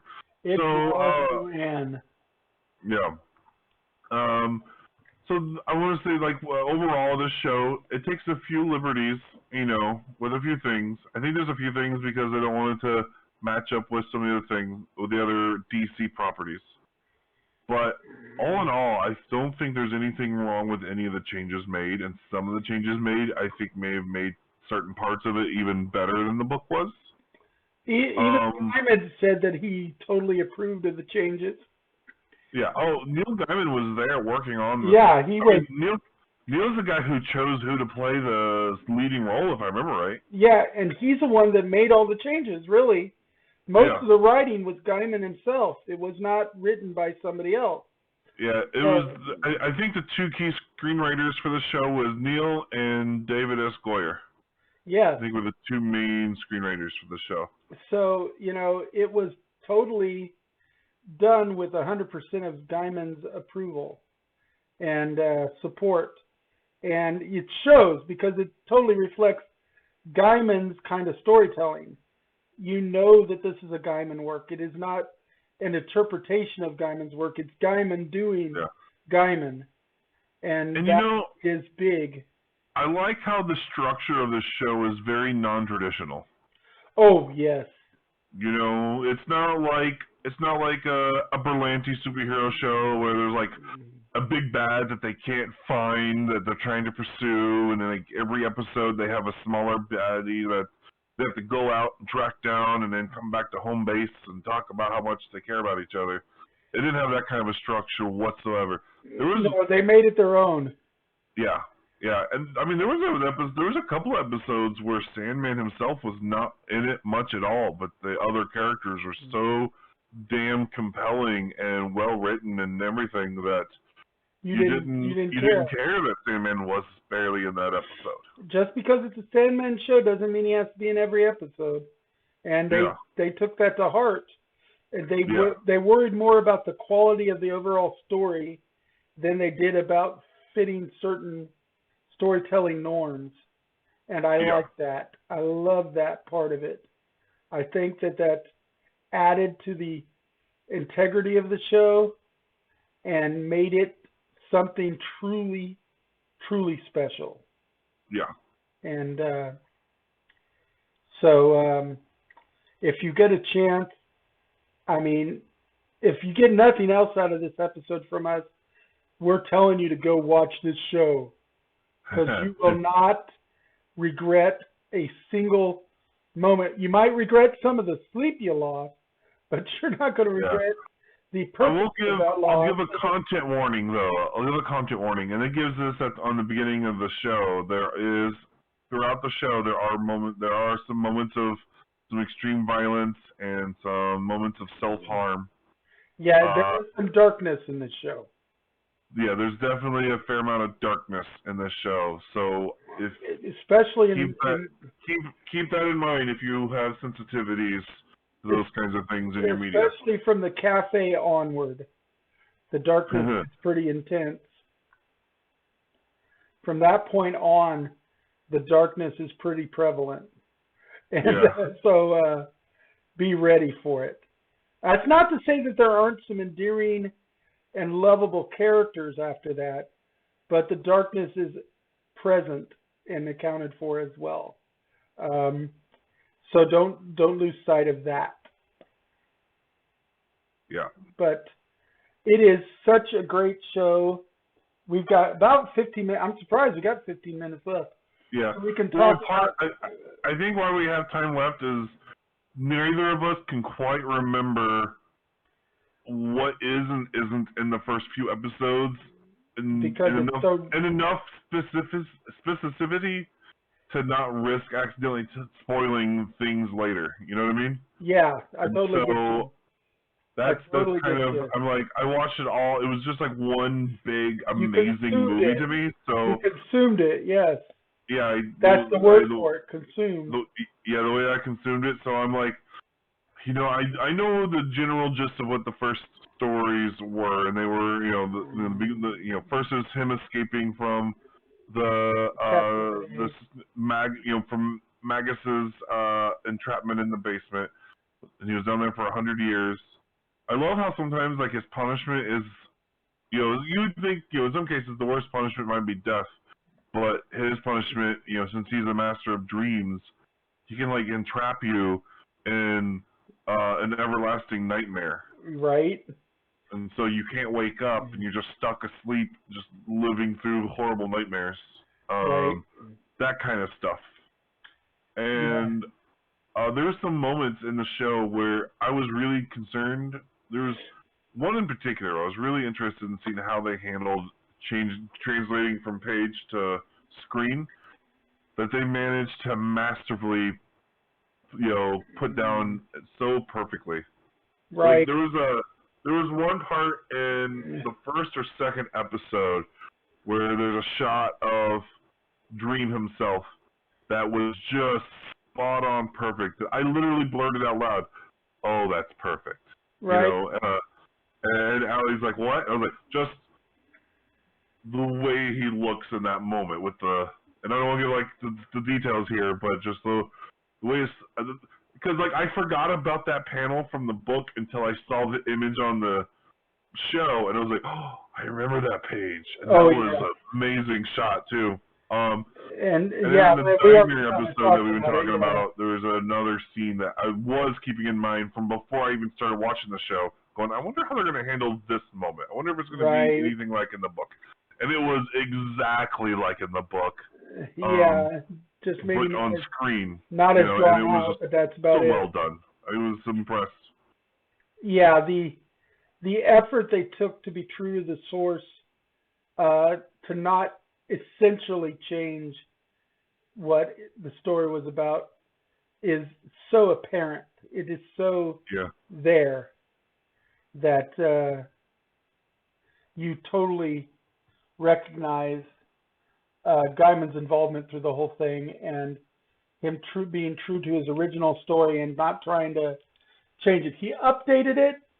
He made minor changes to fit the new medium and stuff, but he did not really change it. And that's the thing.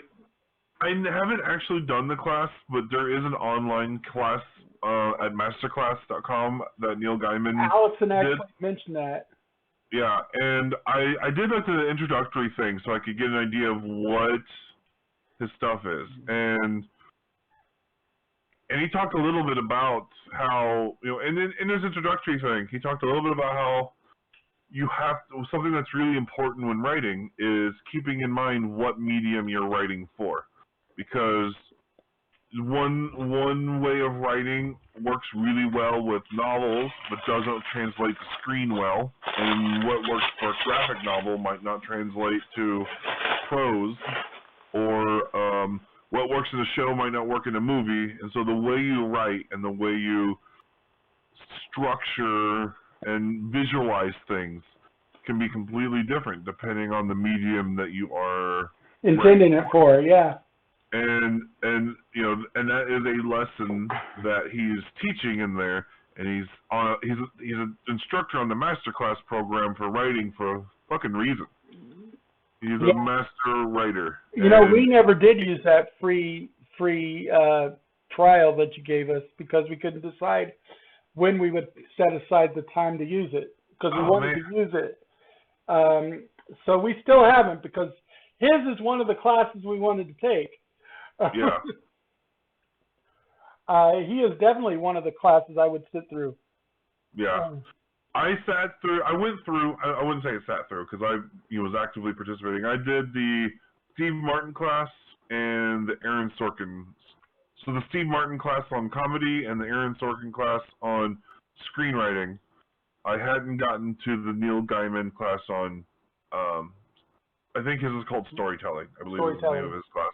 And he's a master storyteller. I haven't gotten to that one. And part of why I didn't get to that one, I put that one aside going, I'll do this after I have more familiarity with his work. And that's what started. That's what triggered me renting books from the library. Doesn't Stephen King have a master class on there too? Who? Stephen King? I think he does. I know that R.L. Stine does. Well, Stephen King, I think me and Allison, basically, I pointed out that it's probably the truth.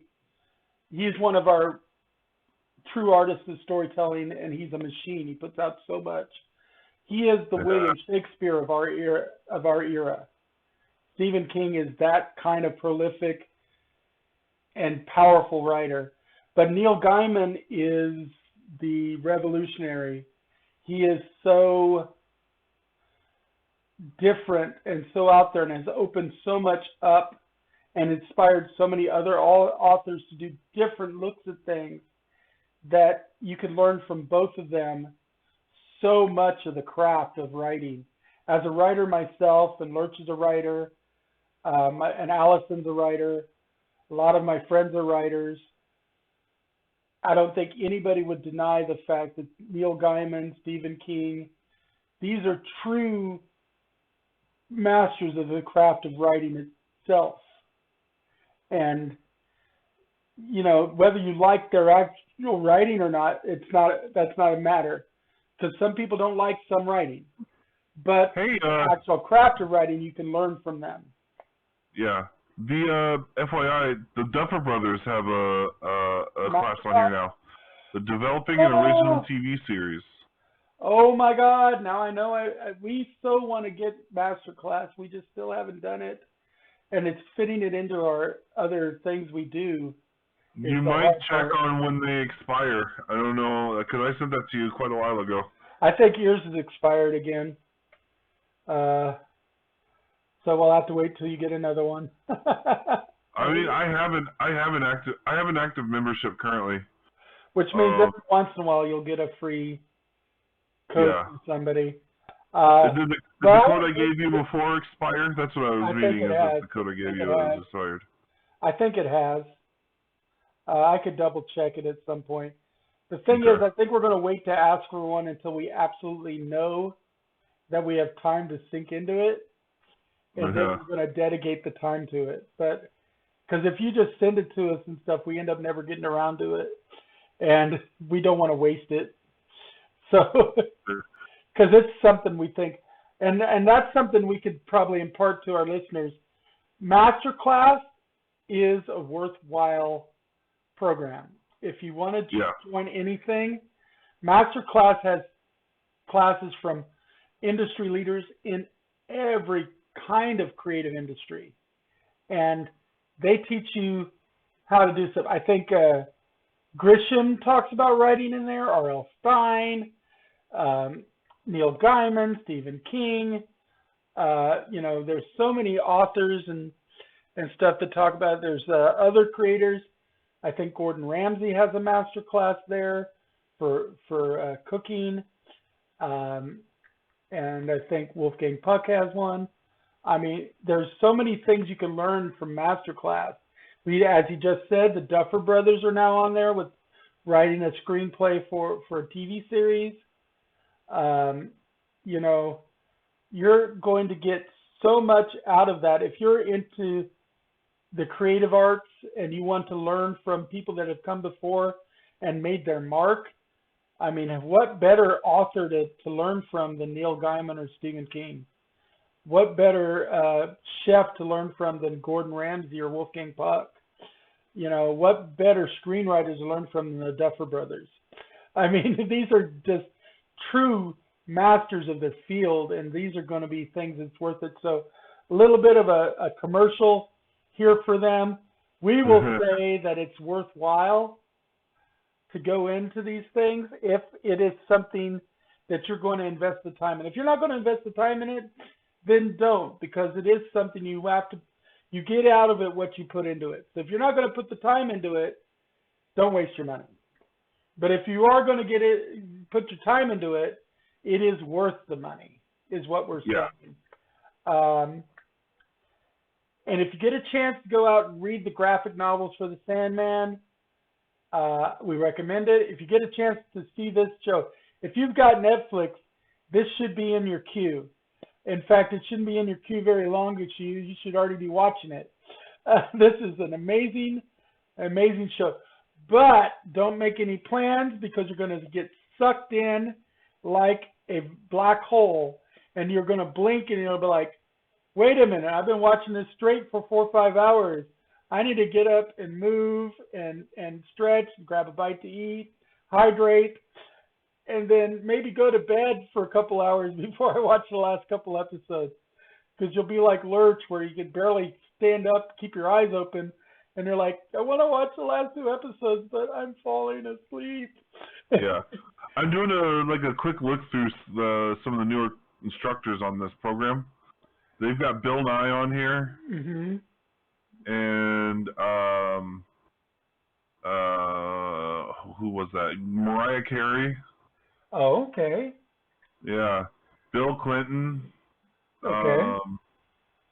Apparently George Bush will be on here soon, coming out summer 2022. That's unfortunate, but okay. Ringo Starr, teaching about drumming and creative collaboration. Interesting.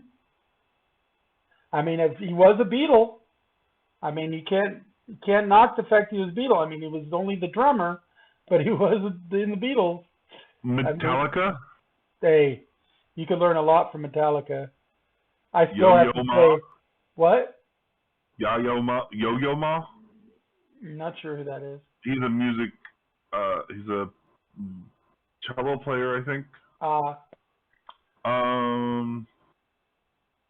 they just got so many. Yeah, that's the thing. And if you join Masterclass, you've got like unlimited access to this stuff. Yeah, they have two different versions. You can either pay $90 for like one class, which is like 20-something lessons from an instructor or whatever. Or you can pay $180 for a year subscription. And then for 1 year you have access to everything on the site. And really, I'm saying that the one that's most worthwhile would probably be that $180 one, because once you get started, you're going to want to learn all kinds of things. It's just you got to look at how many classes can you do in a year. If you take the time to make the most of it, that is worth it. Worth it. If you think you're only going to be able to dedicate yourself to one class, go ahead and do the $90 one. But if you have a lot of free time and you want to actually dive in and do a lot of things, $180 to have access to all these instructors, I mean, it seems like a lot, but it really isn't. I mean, that's, not much. That's what, $15 a month when you break it down? $180 is $15 a month times 12. So, yeah, $15 a month, that's nothing. You just pay it all at once. That's worth it for that much access to that much talent. It is the end of our show. We've got like about a minute left. We're going to end on time for once. Oh, my God. It's partly because the media is kind of slow right now. We're getting ready to amp up again. We will have I Am Groot next week. We'll have more talk of the Sandman next week, and we'll have some more of our side topics next week. The following week, we will have She-Hulk and more Sandman. And then we will start amping up from there. Of course, August 31st, we get Stargirl coming out. So after August 31st, we will start covering the new season of Stargirl.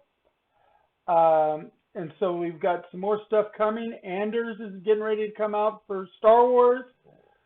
So at least Lurch will want to talk about some of that. There's so much more that we can talk about. I haven't even covered. But just to let people know some of the things that have come out. On Hulu right now, you can watch the prequel to The Predator called Prey. It's on Hulu. Oh, yeah. That looks... I'm hearing nothing but good things about that. Lightyear came out on Disney+, so if you're waiting to see the Lightyear movie, that's out on Disney+. I mean, there's still lots of stuff coming out. More and more stuff and new stuff is being released. In September, the new season of Cobra Kai comes out. For the continuation of the Karate Kid thing in the modern era. We've got so many more things coming up. New things are putting on the slate. Barenthal is supposed to be reprising his role as the Punisher eventually in Marvel's Cinematic Universe. There's the Wednesday Project is still supposed to come out. I think it's in October, which is the Wednesday Addams TV show.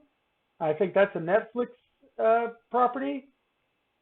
What's that? Wednesday. Oh, yeah, the Wednesday series. That's right. And that's Netflix, right. And I think that's Tim Burton as well, which would lend itself to Netflix. The Weird Al Yankovic biopic is going to be coming out on the Roku channel. We've got so many things that are coming out.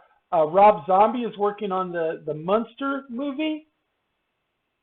You know, so Rob Zombie is doing the new Munster movie based on the old Munster TV show with Herman Munster and Lily and all that.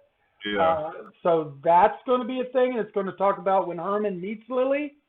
So it's kind of like a prequel to the old TV show, but through the mind of Rob Zombie. So that's going to be totally interesting. We've got so much coming on. Nerds are ruling the world right now so hard. So much of media is being taken over by the nerds. Nerds rule, as we all know. We are the nerds. We are proud, and we are taking over. The D&D movie comes out March 3rd of next year, my birthday. So much was revealed at Comic-Con. Some things have fallen from the wayside, like Batgirl, Scoob, all those things. And we do mourn their loss. And we do know that in some cases it was done partly as a tax write-off, which is why you probably never see any part of Batgirl because they cannot monetize it or they can't take the tax write-off on it. So yes, it was like a $90 million project, but if they can recoup even 75% of that through tax loss, it's worth it to them. So you can't really blame them. 100%. Yes, as a viewer and a fan, you can kind of blame it because if it was that bad in screening, we almost want to see it because it's that bad. Because everybody wants to watch a train wreck. I mean, but anyway, we're going to bid you adieu for the week. We're going to catch you back here next week with, like I said, mainly I Am Groot and Sandman and some more talk in the worlds of video games, role-playing games, board games, and Kickstarters. And then we're going to dive into the meat of stuff the following week when She-Hulk comes out. And then we're going to really start amping stuff up again, and we'll have some more media content. And a big part of our show will be media again. We've got movies coming out real soon, too. Black Adam, Shazam, Fury of the Gods. You know, we've got so much more coming out. We've got the Guardians of the Galaxy holiday special. I think you're starting to repeat yourself now because I think you just said all these same things a few minutes ago. Well, no, I never said those three. So, but those are coming out. But I do mention them every week. So we are done. I do tend to get back into my repeating of myself at the end of the show. So let's go ahead and just say goodnight. Excelsior in the spirit of Stan Lee and in the spirit of combat games everywhere. Finish him. So, bye. Bye.